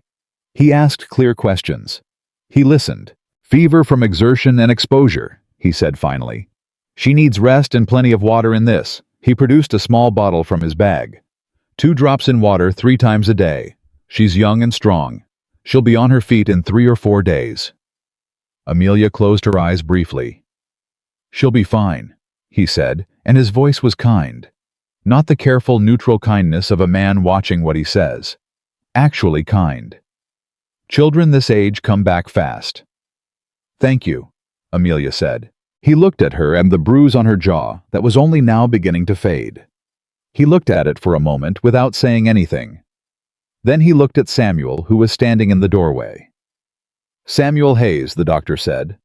"I have known you for 15 years. "You have," Samuel said. "You are not a foolish man." "I try not to be." "Whatever is happening here?" The doctor glanced at Amelia again, and then back at Samuel. "You are going to need people on your side.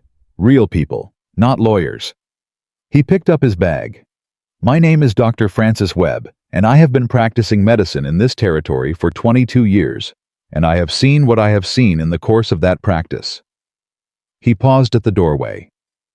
"If someone should require a medical witness who is willing to speak to what a woman's body looks like after years of deliberate harm, I want you to tell Jacob Holt that I said I'd be willing." Samuel stared at him. "I have my own records," Webb said simply. "I have been keeping them for reasons I won't explain, because some things a man keeps to himself until they're needed." He looked at Amelia one more time. "Take care of that little girl, Mrs. Carter. Give her plenty of water." He left. The room was absolutely still. "He knew," Amelia said.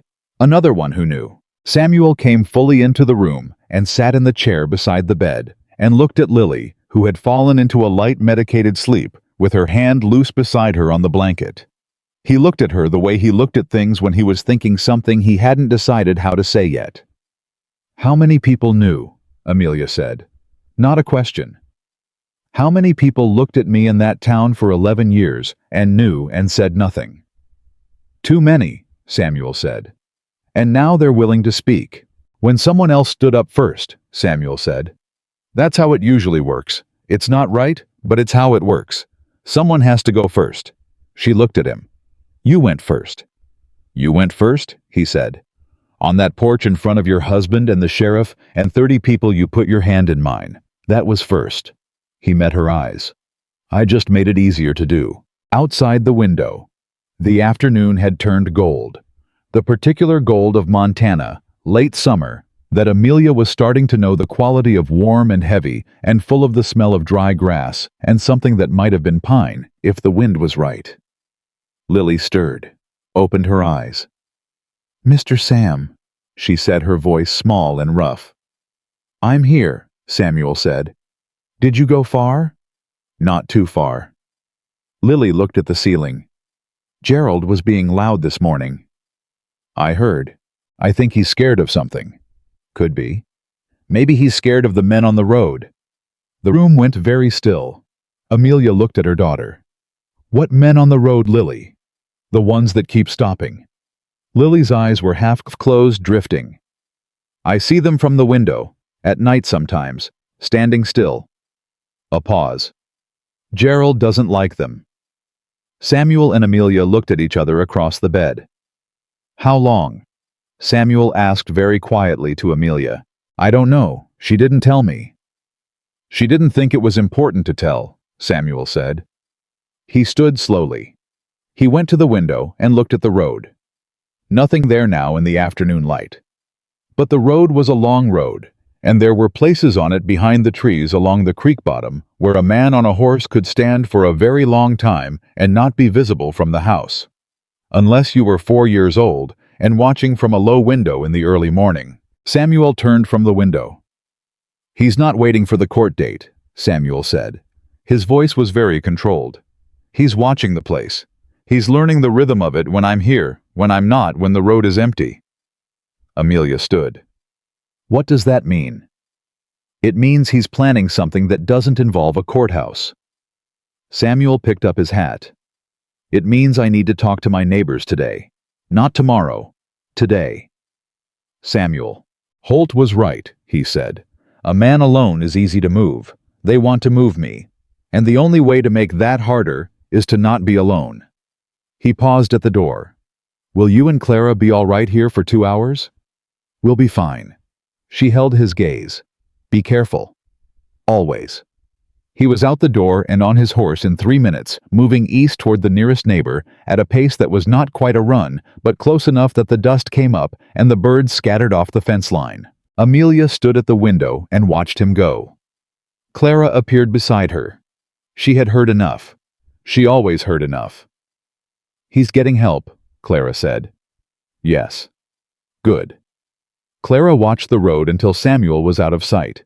Then she turned back to the room where her sisters were. Rose was sitting on the foot of the bed now, very still, watching Lily's face with the focused attention she usually gave horses. Mr. Samuel went to get help, Clara told her. Rose looked up. From who? Neighbors. Do the neighbors like him? I don't know, Clara said. Amelia turned from the window. They're about to decide, she said. And in the back bedroom, Lily slept on with one hand open beside her on the blanket, small and warm, and completely unaware that the thing she'd seen from her window, those still watching riders on the road at night, had just changed the shape of everything. Because William Carter was not a patient man. He was a man who planned, and somewhere out there on the road that ran past the ranch, Samuel Hayes had built with 15 years of his own hands. William Carter was finishing his plan. The hearing was 10 days away, but William was not going to wait 10 days. Samuel came back 2 hours later with 4 men. Amelia heard the horses before she saw them. Multiple sets of hooves moving together at a purposeful pace, and she went to the window with her heart in her throat before she registered that the lead rider was Samuel, that she knew his posture on a horse, now that her body had already catalogued the particular way he sat in a saddle and had stopped raising alarms at the sight of it. That realization sat with her for a second before she set it aside. There was no time for it. The four men who came through the gate with Samuel were ranchers. She could see it in how they wore their work, the same way Samuel wore his, like something so habitual it had become part of the body. They dismounted in the yard, and Samuel brought them to the porch and introduced them by name. Martin Eckhart, who ran cattle 2 miles east. His brother-in-law, Pete Soward. A man named Cal Rivers, who looked like he was made from old leather and had about as many words to spare. And a younger man, maybe 25, with a serious face, who Samuel introduced as Owen Marsh, and who shook Amelia's hand with the gravity of someone who had been told exactly why he was here and had thought it over before coming. Holt sent word, Martin Eckhart said. He was a large man, sandy-haired, with the kind of plain directness that came from living far from polite company. He was talking to Samuel, but he was looking at Amelia. He told me what Carter did in that street. He told me what he's been doing for 11 years. He stopped. He took his hat off. Ma'am, I'm sorry it took this long for someone to do something useful. Amelia held his gaze. Thank you for coming. My wife would have my hide if I didn't. He put his hat back on. Where do you need us? Samuel had thought it through on the ride back. He laid it out simply. 2 men on the South Road. 2 men rotating around the property perimeter through the night. Not armed for a fight. Armed to be visible to make clear that Samuel Hayes was not standing alone at the end of a road where anything could happen without witnesses. William Carter did not operate in the open. What he'd done to Amelia for 11 years, he'd done behind closed doors. What he was planning now, he was planning for darkness and isolation. Take away the darkness. Take away the isolation. And a man like William Carter had very little left. He'll come before the court date, Samuel told them. How sure are you? Pete Soward asked. He's been sending riders to watch the place for days. He knows my patterns. He knows when I ride out. Samuel's jaw tightened. He's not building a legal case. He's building an opportunity. Cal Rivers, who had not yet said a single word, said, Then we don't give him one. That was the end of the discussion. The men took their positions as the light dropped, and Samuel came inside and told Amelia what they'd arranged, and she listened without interrupting, and when he was done, she said, You trust these men. With my life, with yours. She nodded slowly. All right. You should sleep tonight, Amelia. I'm not going to sleep tonight, Samuel. He looked at her. Then he nodded, accepting it without argument, which was one of the things she was coming to rely on about him. When she said something plainly, he heard it plainly, without revising it into something easier to manage. Then I'll make more coffee, he said. They sat at the kitchen table after the girls were down, the lamps turned low, and they talked. Not about William, or the lawyers, or the court date. They talked about the ranch, about what it had looked like before, what Samuel had intended for it when he bought the land, what Margaret had wanted to do with the kitchen garden. He talked about Margaret the way you talk about someone when you've finally reached the place where speaking their name doesn't cost as much as it used to, still tender, still weighted, but no longer sealed. Amelia told him about her mother, who had died the year she married William. About how she had thought in the grief of that first year that William's certainty was safety. How she had mistaken the absence of gentleness for the presence of strength. How long it had taken her to understand the difference, and at what cost. You were 20 when you married him, Samuel said. 19. He was quiet. I know what you're thinking, Amelia said. You don't. You're thinking I should have left sooner. I'm thinking, Samuel said carefully, that you were 19 years old, and you'd just lost your mother, and someone told you he would take care of you. And I'm thinking that is not a failure of judgment. It is a failure of the people around you who should have told you what he was before you signed your name to anything. She looked at him across the table. And I'm thinking, he continued, that you got 3 daughters out of it, and those 3 daughters are the best argument I've ever seen, that something good can come out of something that was never right. The table between them was small. The lamp was low. Outside somewhere on the South Road, Martin Eckhart was sitting on his horse in the dark, and somewhere on the perimeter, Cal Rivers was moving in his quiet, economical way, and the ranch was surrounded by people who had come because someone asked, and because they understood finally that standing aside was its own kind of choice. Samuel, Amelia said. Yeah, when this is over, She stopped. I don't know what comes after this. I've spent so long thinking about surviving this that I haven't thought about what comes after it. That's all right. Is it? You've been surviving one day at a time for years. You don't have to plan the whole next decade tonight. He looked at his coffee cup. Tonight is enough. She breathed. Tonight is enough, she repeated. Not agreeing. Trying it out. Seeing if it could hold her weight. It was close to midnight when Martin Eckhart's whistle came from the South Road, 2 short, 1 long. The signal they'd agreed on. Samuel was on his feet before it finished.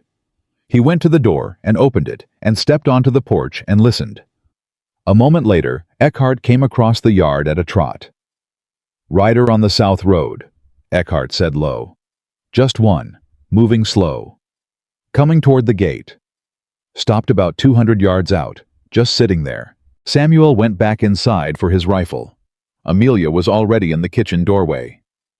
Stay inside, he said. Samuel. Amelia. He met her eyes. Please. She stayed. She went to the window and watched Samuel cross the yard toward the gate, Eckhart beside him. She watched the dark road and saw nothing for a long stretched minute, and then she saw what Eckhart had seen, a shape at the edge of visibility, a horse and rider motionless. Then a voice came out of the dark. Hayes. William Carter's voice. She knew it without needing to see his face.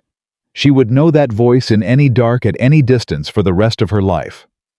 Samuel stopped at the gate and said nothing. I want to talk to my wife, William said. She doesn't want to talk to you.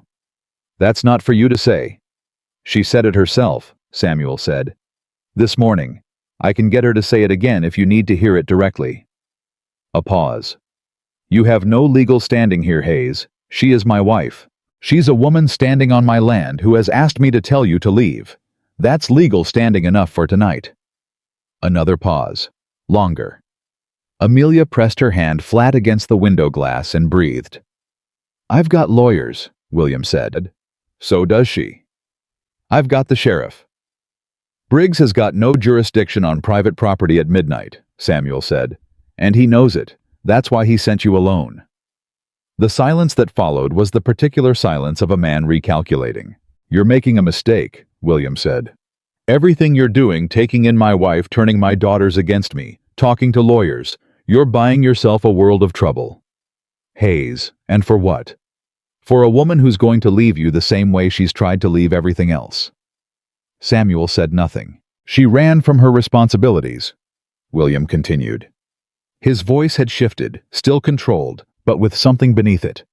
Now, something that Amelia recognized as the register he used when he wanted to sound reasonable while saying unreasonable things. She is not the woman you think she is. She is a woman who fails at the most basic thing a wife can do. 3 daughters. 3. Not a single. Stop, Samuel said. Not loud, not angry, just absolute. Those girls, Samuel said, are 3 of the finest human beings I have had the privilege of knowing in my life, and they are that way entirely because of their mother and in spite of you. So you're going to turn that horse around and ride back to Willow Creek, and you're going to let the court date happen the way it's supposed to happen, or I'm going to have 4 witnesses watch me remove you from this property in a way that will be very difficult to explain to a judge. William didn't move for a long moment. Then he said very quietly, very deliberately, This isn't over, Hayes. No, Samuel agreed. It's not. See you in court. The horse turned. The sound of hooves faded down the South Road until there was nothing but the creek and the coyotes and the wind coming off the ridge. Samuel stood at the gate for a moment. Then he turned back toward the house. Amelia was on the porch. She hadn't stayed inside. She'd gotten as far as the porch and stopped, and she'd heard every word, and Samuel looked at her face and did not say anything about the fact that she hadn't followed his instructions. He's gone, he said. I heard. He'll be back. Not like that. Through the lawyers. I know. He came up the porch steps and stopped beside her, and they stood together in the dark and listened to the ranch settle back into its nighttime sounds. What you said, Amelia said. About the girls. I meant it. I know you did. She turned to look at him. his face in profile, the line of his jaw in the dark. "That's what I mean. You meant it." He looked at her. "William never meant anything kind," he said. She told him. If he was kind, it was because something was coming. Kindness was a warning with him. She paused. "With you, it isn't." He held her gaze. "No," he said. "It isn't." They stood there for another moment. Neither of them moved toward the other. Neither of them moved away. The particular charged stillness of two people who are being careful with something they don't fully trust yet and don't want to break. Then Amelia said, "Go to sleep, Samuel. I'll finish the watch." He almost argued. She saw it happen and saw him decide against it. "Wake me in 2 hours," he said. "I will." He went inside. She stood on the porch in the dark and listened to the ranch breathe. The court date arrived with the brutal indifference of calendars. Jacob Holt had spent the intervening days with the focused efficiency of a man who understood that he was building something that needed to hold weight, and he had built carefully. Eleanor Pearson had her diary. Tom Greer had his statement. Dr. Francis Webb had his records, which turned out to be more extensive than even Samuel had anticipated. 15 years of notes, dated and precise, documenting injuries, documented causes, and in several cases, explicit notations that the documented cause did not align with the documented injury. 15 years. The doctor had been watching and recording and waiting for someone to ask. People had been waiting a long time to be asked. Holt had also found 2 women in Willow Creek who had come forward without being sought. Women who had heard things through walls and seen things through windows and had carried their own freight of guilt about it for years. They came to Holt's office on their own, and they sat across from him, and they said what they'd seen, and Holt had written it all down with the care of a man who understood that paper outlasted memory. The county courthouse was in Harmons Creek. It was a small building, and it filled up fast. Amelia had not expected the room to be full. She had not expected Eleanor Pearson to be in the second row, with her hands folded in her lap, and her diary on the seat beside her. She had not expected Tom Greer, who had the particular posture of a man who is making himself do something difficult and is determined to see it through. She had not expected Dr. Webb sitting near the back with a leather case on his knee. She had not expected Rose and Clara to insist on coming. She had argued against it. Firmly. They were children. The room would be full of adults saying adult things, and Clara had already carried too much, and Rose was too mama. Clara had said, "We were there. We saw it. We are not going to sit somewhere safe while you stand up and say so." Amelia had looked at her 9-year-old daughter and run out of arguments. Lily stayed at the ranch with Martin Eckhart's wife, who had arrived that morning with a pie and the no-nonsense efficiency of a woman who understood what was needed without being told. Lily had assessed Mrs. Eckhart carefully, accepted a piece of pie, and then immediately began explaining the situation with Gerald the rooster in considerable detail. The girls that were left sat between Samuel and Amelia in the courtroom. Clara, on Amelia's left, rose. Between them and the warmth of them on both sides steadied her in a way she hadn't known she needed until she felt it. William Carter came in with 2 lawyers and the sheriff, and an expression of complete settled confidence. He looked at Amelia across the room, and the look said, everything words didn't need to. That he expected to win that. He had always won that. When that the court date was a formality, and the outcome was already determined. He did not look at Samuel. The judge was a man named Clarence Whitmore from the circuit, who had no history with Willow Creek, and no particular connection to any of the parties. He was perhaps 60, with a broad forehead, and the slightly weary expression of a man who has sat through a great deal of human behavior and has kept his opinions mostly to himself about most of it. He called the court to order, and the room went quiet. William's lawyers went first. They were good. Amelia had expected they would be. They were precise and unemotional, and they presented William as a reasonable man and responsible husband who had suffered the distress of his wife's departure under the influence of an interfering neighbor. They used the word abandonment 7 times. They used the phrase domestic arrangement. They spoke about the welfare of the children with the particular fluency of people who do not care about the children and are very skilled at sounding like they do. William testified that he had been a good husband, that Amelia was prone to emotional instability, that whatever difficulties had existed in their marriage were the natural friction of any household. He said this with the complete assurance of a man who has told the story so many times that he believes it. Then Holt stood up. He called Eleanor Pearson first. She walked to the front of the room with the diary held against her chest, like something she'd been protecting for years, which was exactly what it was. She sat down. She opened it. She read. She read dates and injuries and observations in the plain, careful handwriting of a woman who had decided 3 years ago that someone should be keeping track, even if nobody was ready to listen yet. She read without editorializing. She didn't need to. The dates and the injuries spoke entirely for themselves. William's lawyer objected twice. The judge overruled both times. When Eleanor Pearson finished, the room was very quiet. Tom Greer testified next. He said what he'd seen in the summer of 1882. He said it plainly, and then he said something that hadn't been in his written statement. He said, "I turned away. I had no good reason to turn away, except that I was afraid of making it worse, and I have not been able to say that I made the right choice because I didn't." He looked at Amelia when he said it. "I'm saying so now because it's the right time to say it." Then Holt called Dr. Webb. Francis Webb was methodical. He went through his records systematically, case by case, year by year, injury by injury. He was a doctor giving testimony, which meant his voice was clinical and his language was precise, and the cumulative effect of what he was describing landed in the room like stones into water, one at a time, each one sinking, the ripples spreading and overlapping until the surface was nothing but movement.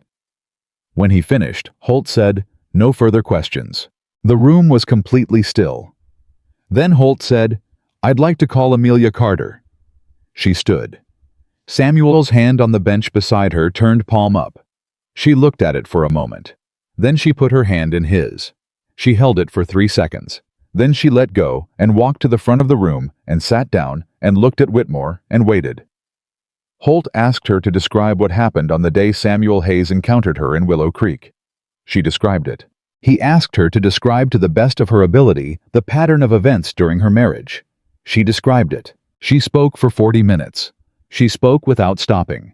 She had not prepared what she was going to say because she could not have prepared it. It was too large, too dense with detail and time, and the particular texture of living inside something that had no good language for itself.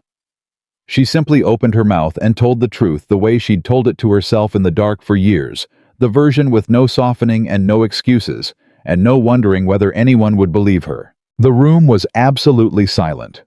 At some point, she didn't know when she heard a sound from the bench behind her. Very small. She turned slightly and saw Clara with her hands pressed flat on her knees and her jaw set and her eyes burning with something that was not grief, not quite, but was adjacent to it in the way that anger that finally finds its right expression is adjacent to grief. And Rose beside her, watching her mother's face with the same focused attention she gave the horses, completely still, completely present, not looking away. They were her witnesses. They had always been her witnesses. She turned back to Whitmore and kept talking.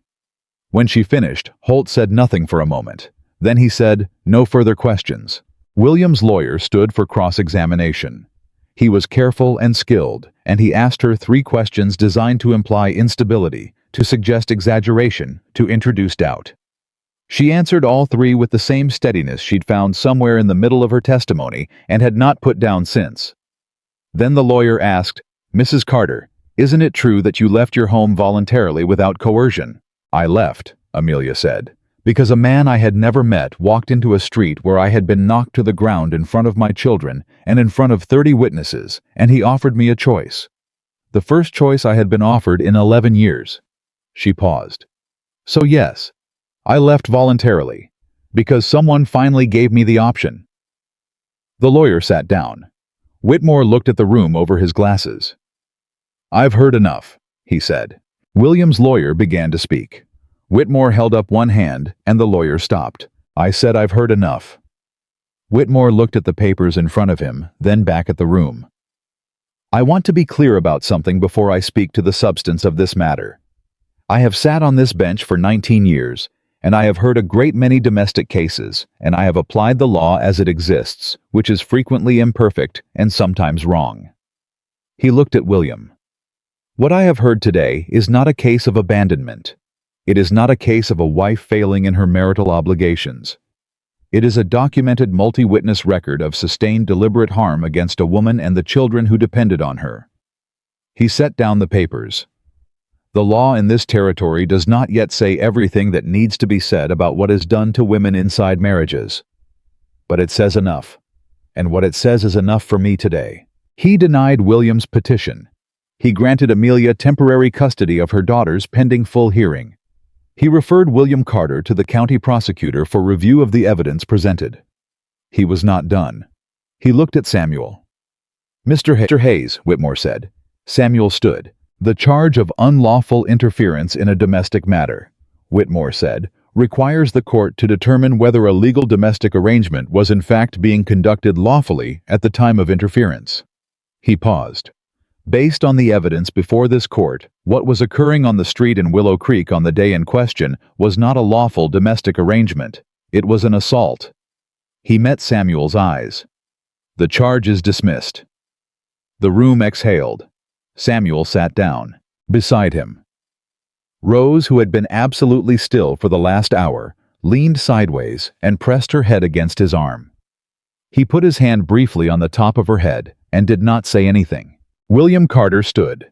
His lawyers put their hands on his arms and spoke to him in low voices, and he shook them off and stood with both hands balled at his sides and his face doing something complicated and ugly.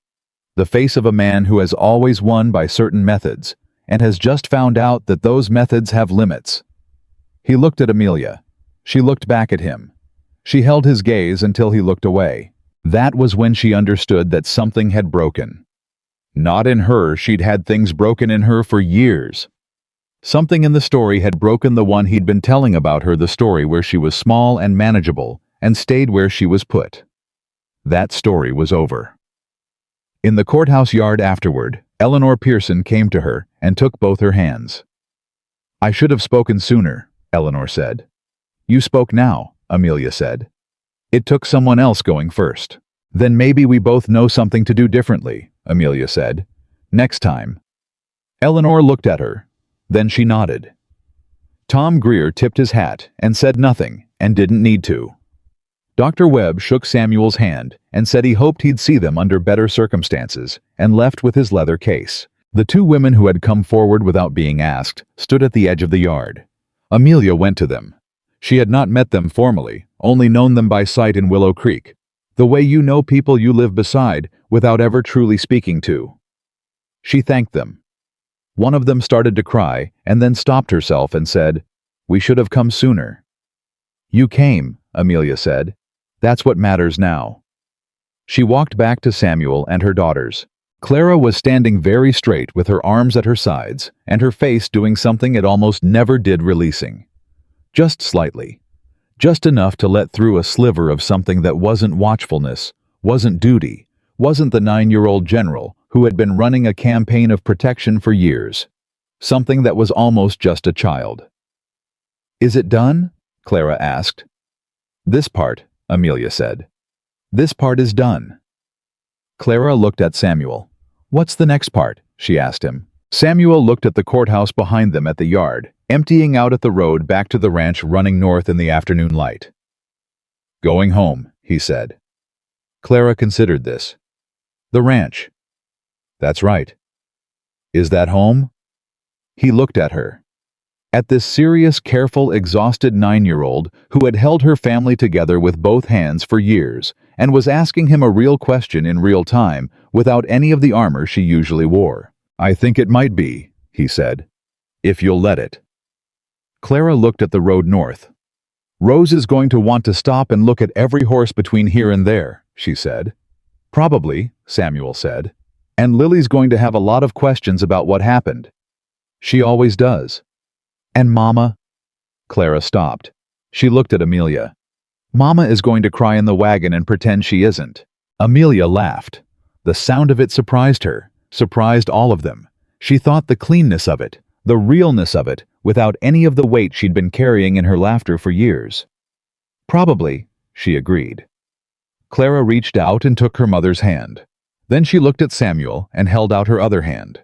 He took it, and the four of them stood in the courthouse yard in the afternoon light, and Rose came running from where she'd been looking at the sheriff's horse and grabbed onto her mother's other side, and there in that yard on that road, in the remains of the day that had finally broken William Carter's story wide open, they turned north together.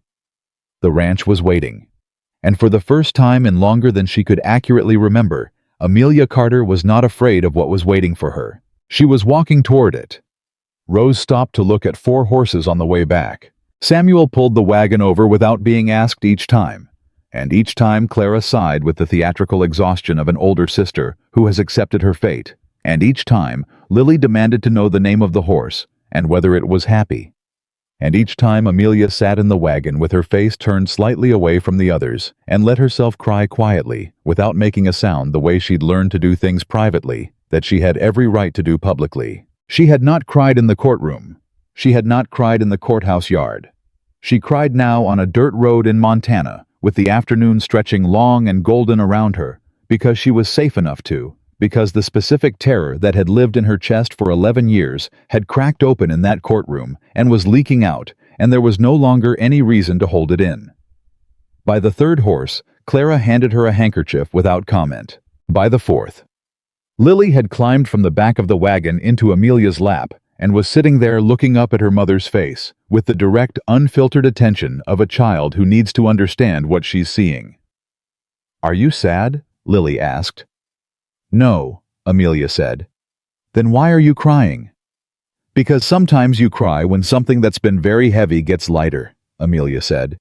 "And you feel the difference." Lily thought about this with considerable seriousness. "Like putting down a bucket." "Exactly like that."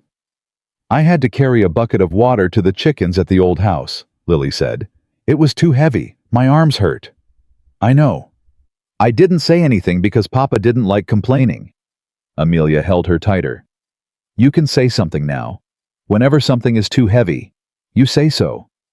Lily looked at Samuel's back at the set of his shoulders on the wagon seat, even to Mr. Samuel, especially to Mr. Samuel. Lily considered this. Then she raised her voice approximately 4 times beyond what was necessary. "Mr. Samuel, the bucket was too heavy." Samuel half turned without dropping the reins. "I'll get you a smaller bucket." Lily nodded satisfied and settled back against her mother's chest. Clara looked at Amelia. Amelia looked at Clara. They said nothing. They didn't need to. They came back to the ranch as the sun was going down, and Mrs. Eckhart met them at the gate with Lily's hand already in hers, before the wagon had fully stopped. She had collected Lily the moment they arrived, and apparently the 2 of them had reached a deep understanding over pie, because Lily went to her with the ease of someone returning to a person they'd already claimed. "How did it go?" Mrs. Eckhart asked Samuel. "The way it needed to," he said. She looked at Amelia. "Good," she said simply, and that was all, and it was enough. Martin Eckhart and the others had gone by then back to their own ranches, their own cattle, their own quiet lives. But on the porch post, Martin had left a note that said simply, "You need us, you know where we are." It was signed by all 4 of them. Amelia read it standing on the porch. She folded it and put it in her pocket. That night after dinner, after the girls were in bed, Rose asleep almost instantly, Clara reading by lamplight until Amelia had to take the book, Lily talking to herself in the dark for 20 minutes before going quiet. Samuel and Amelia sat on the porch again. This had become their place. The porch after dark with the sounds of the ranch around them. They had done this every night since the first one, this sitting together in the dark and saying the things that the daylight hours were too busy for. "What happens to William now?" Amelia asked. "Holt thinks the prosecutor will move on it. The evidence is considerable." Samuel leaned forward, forearms on his knees. "It won't be fast. Could be months before anything formal happens. And in the meantime, the court order protects you and the girls. He comes near the property, he's in contempt." He paused. "He'll stay away. Men like William don't take risks when the odds shift against them. He spent 11 years in an arrangement where all the risk was on your side. The moment that changed, he stopped being brave." She breathed. I spent so long being afraid of him. I know. He felt enormous, like something that filled every room. He did fill every room, Samuel said, because you'd never been in a room where he wasn't allowed. She sat with that. He looked small today, she said. When Whitmore ruled against him, he looked ordinary, like a man standing in a yard, not a force, just a man. That's what he was the whole time, Samuel said. It just took the right room to make it visible. They were quiet for a while, somewhere in the pasture. Juniper moved in the dark. The creek ran north steady and indifferent the way water runs when it has been running for 1,000 years and intends to run for 1,000 more. Samuel, Amelia said, there's something I need to say to you. He waited. When you walked into that street, she said, I thought you wanted something. I thought there was a price. I spent the first week here waiting to find out what it was. I know, he said. I could tell. And then I thought even if there isn't a price, it's still too much. That a man doing this much for someone he'd known less than a day couldn't possibly sustain it. That it would run out. That you'd wake up one morning and realize what you'd taken on and you'd want us gone. That morning didn't come, he said. No. She turned to look at him. It didn't. And I need you to know that I understand now what that means. Not what I want it to mean. What it actually means. She paused. It means you're a particular kind of person. The kind I didn't know existed because I'd never been in a room with one. Samuel looked at her. I'm not a simple man, he said. I've got a grief in me that doesn't fully go away. I've got a ranch that needed more people in it for years, and I didn't let anyone in. I've got a stubbornness that served me fine with cattle and not always fine with people. He paused. I'm not offering you something uncomplicated. I'm not asking for something uncomplicated, Amelia said. I spent 11 years with something that looked simple from the outside and was catastrophic from within. I don't trust simple anymore. Fair enough. I trust this, she said. What's happened here, however strange it is, and however fast it happened, and however much neither of us was looking for it. She held his gaze. I trust this. The night stretched between them. Warm now, the heat of the day stored in the porch wood and releasing slowly into the dark. Samuel reached over and took her hand. Not the way he'd taken it in the courthouse when she was about to testify that had been an offer, open-palmed, take it or leave it. This was different. This was deliberate. He found her hand in the dark and held it and didn't let go. They sat like that for a long time. Neither of them said anything else. Neither of them needed to. 2 months later, William Carter was formally charged by the county prosecutor. The charges included assault and filing fraudulent legal documentation. Tom Greer testified again. Eleanor Pearson's diary was entered as evidence. Dr. Webb's records were presented in full. It took the jury 4 hours. Jacob Holt sent word to the ranch by writer. Samuel read the note, then walked to the kitchen where Amelia was making bread, her hands flour white, her hair coming loose the way it always did by mid-morning. He put the note on the counter beside her. She read it. She stood very still for a moment. Then she went back to the bread. Samuel watched her. Amelia. I know, she said. You don't have to. I'm not holding anything in, she said. I'm putting it somewhere.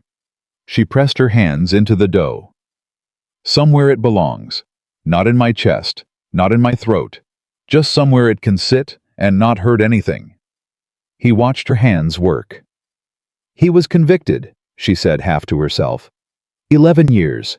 And now someone said so out loud in a room full of people and wrote it down. They wrote it down, Samuel confirmed. She exhaled, long and slow and complete. Good, she said, and she kept making bread. That afternoon, Clara found Samuel in the barn and stood in the doorway with her hands in her pockets, a posture Amelia made sometimes when she was working up to something, and said, Mr. Samuel. He looked up from the harness he was mending. I want to ask you something, Clara said. All right.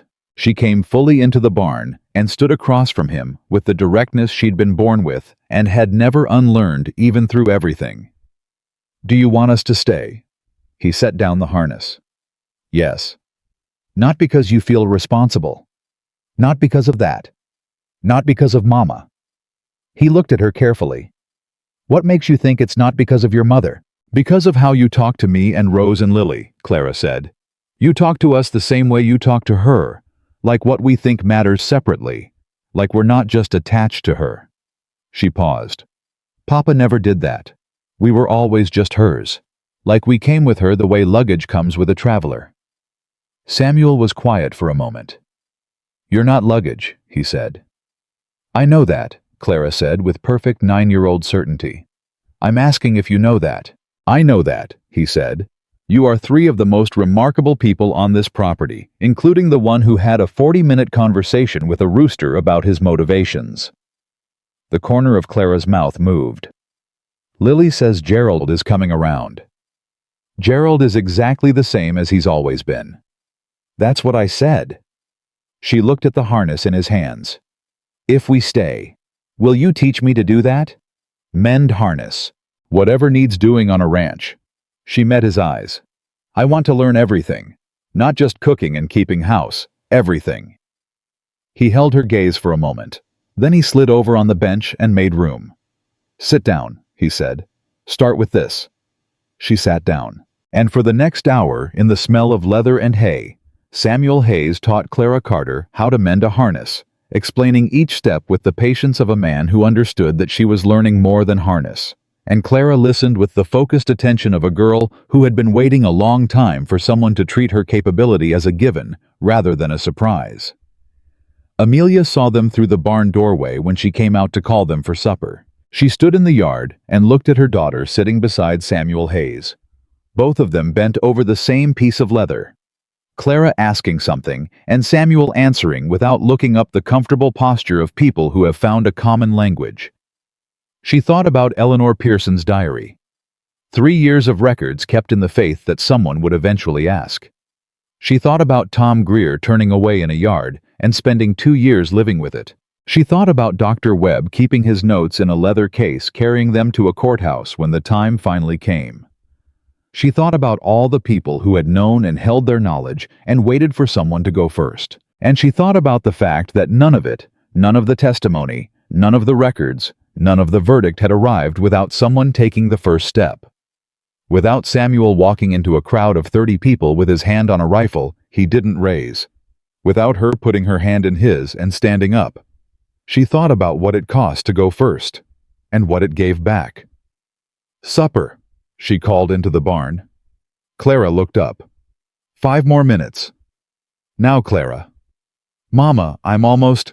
You can finish tomorrow, Samuel said, and set down the harness, and Clara made the face of someone who has been thwarted by a united front and climbed off the bench. Amelia turned back toward the house and smiled, facing away from them, where neither of them could see it. Behind her she heard Clara say to Samuel, "She's going to say I smell like the barn." "You do smell like the barn," Samuel said. "So do you." "That's fair."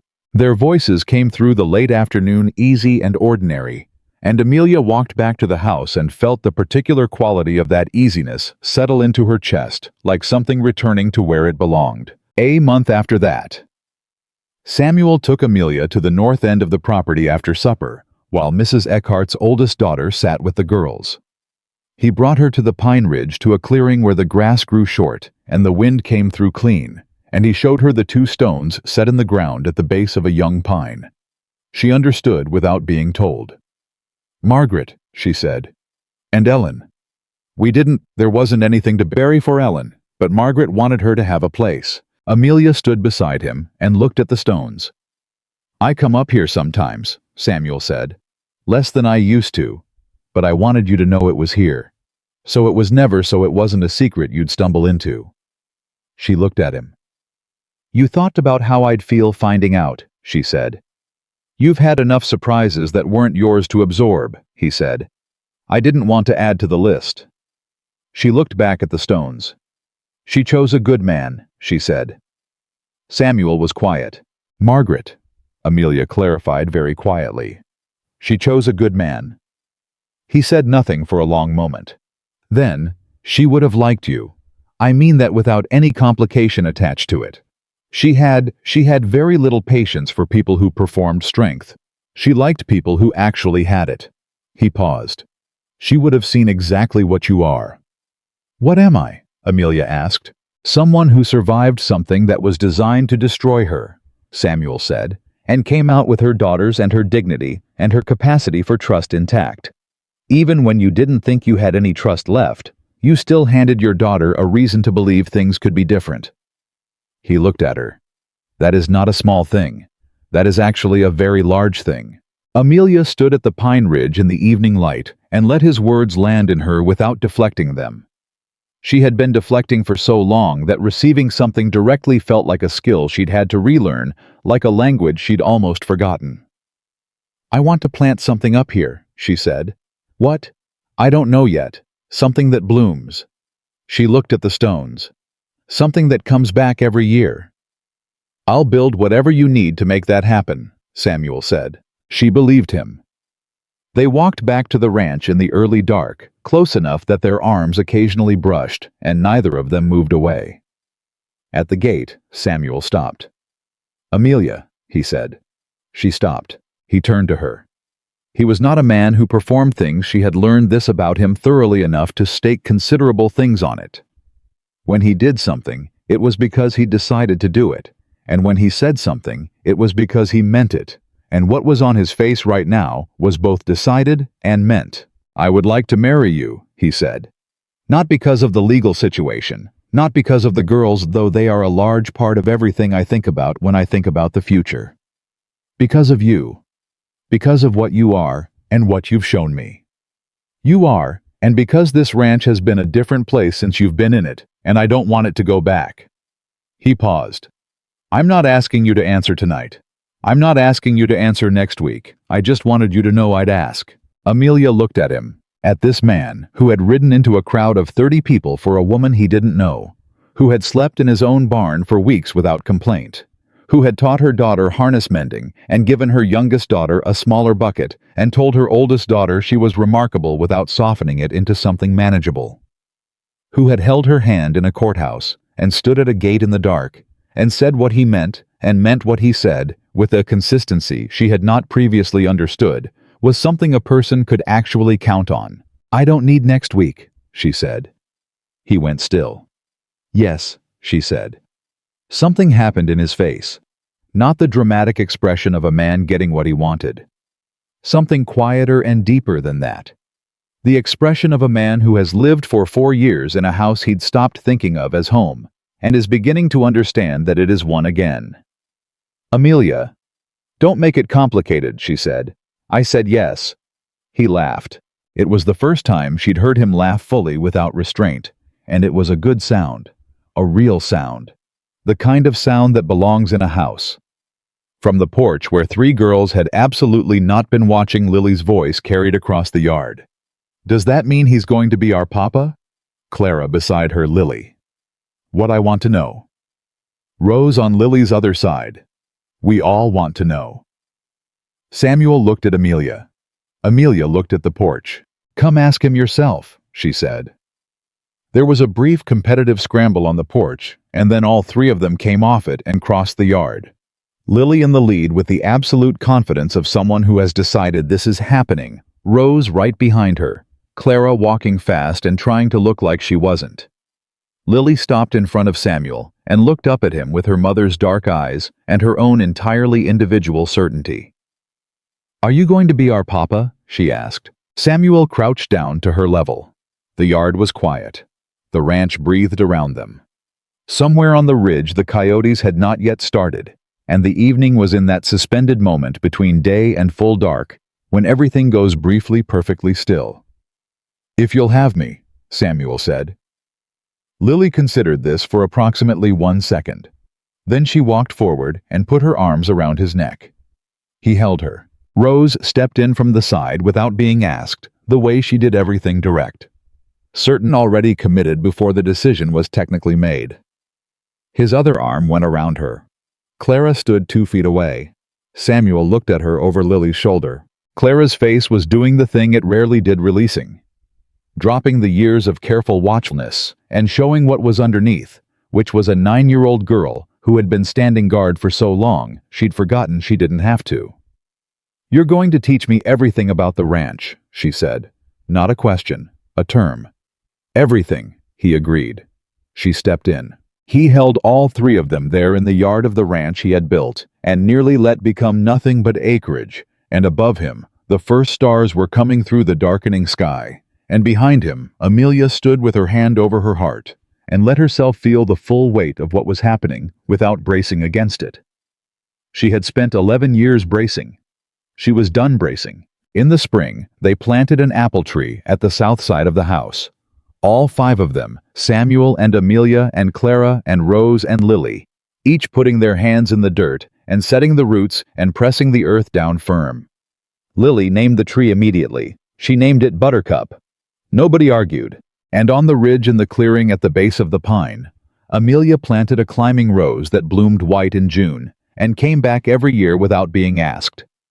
Coming back because that's what living things do when you give them ground and light and enough time to know they're not going anywhere. Years later, when people in Willow Creek and Harmons Creek and the counties beyond told the story of Samuel Hayes and the woman he'd ridden into a crowd to save, they told it the way stories get told, when they've been passed through enough hands, smoothed out, simplified, made into the shape of a single decisive moment.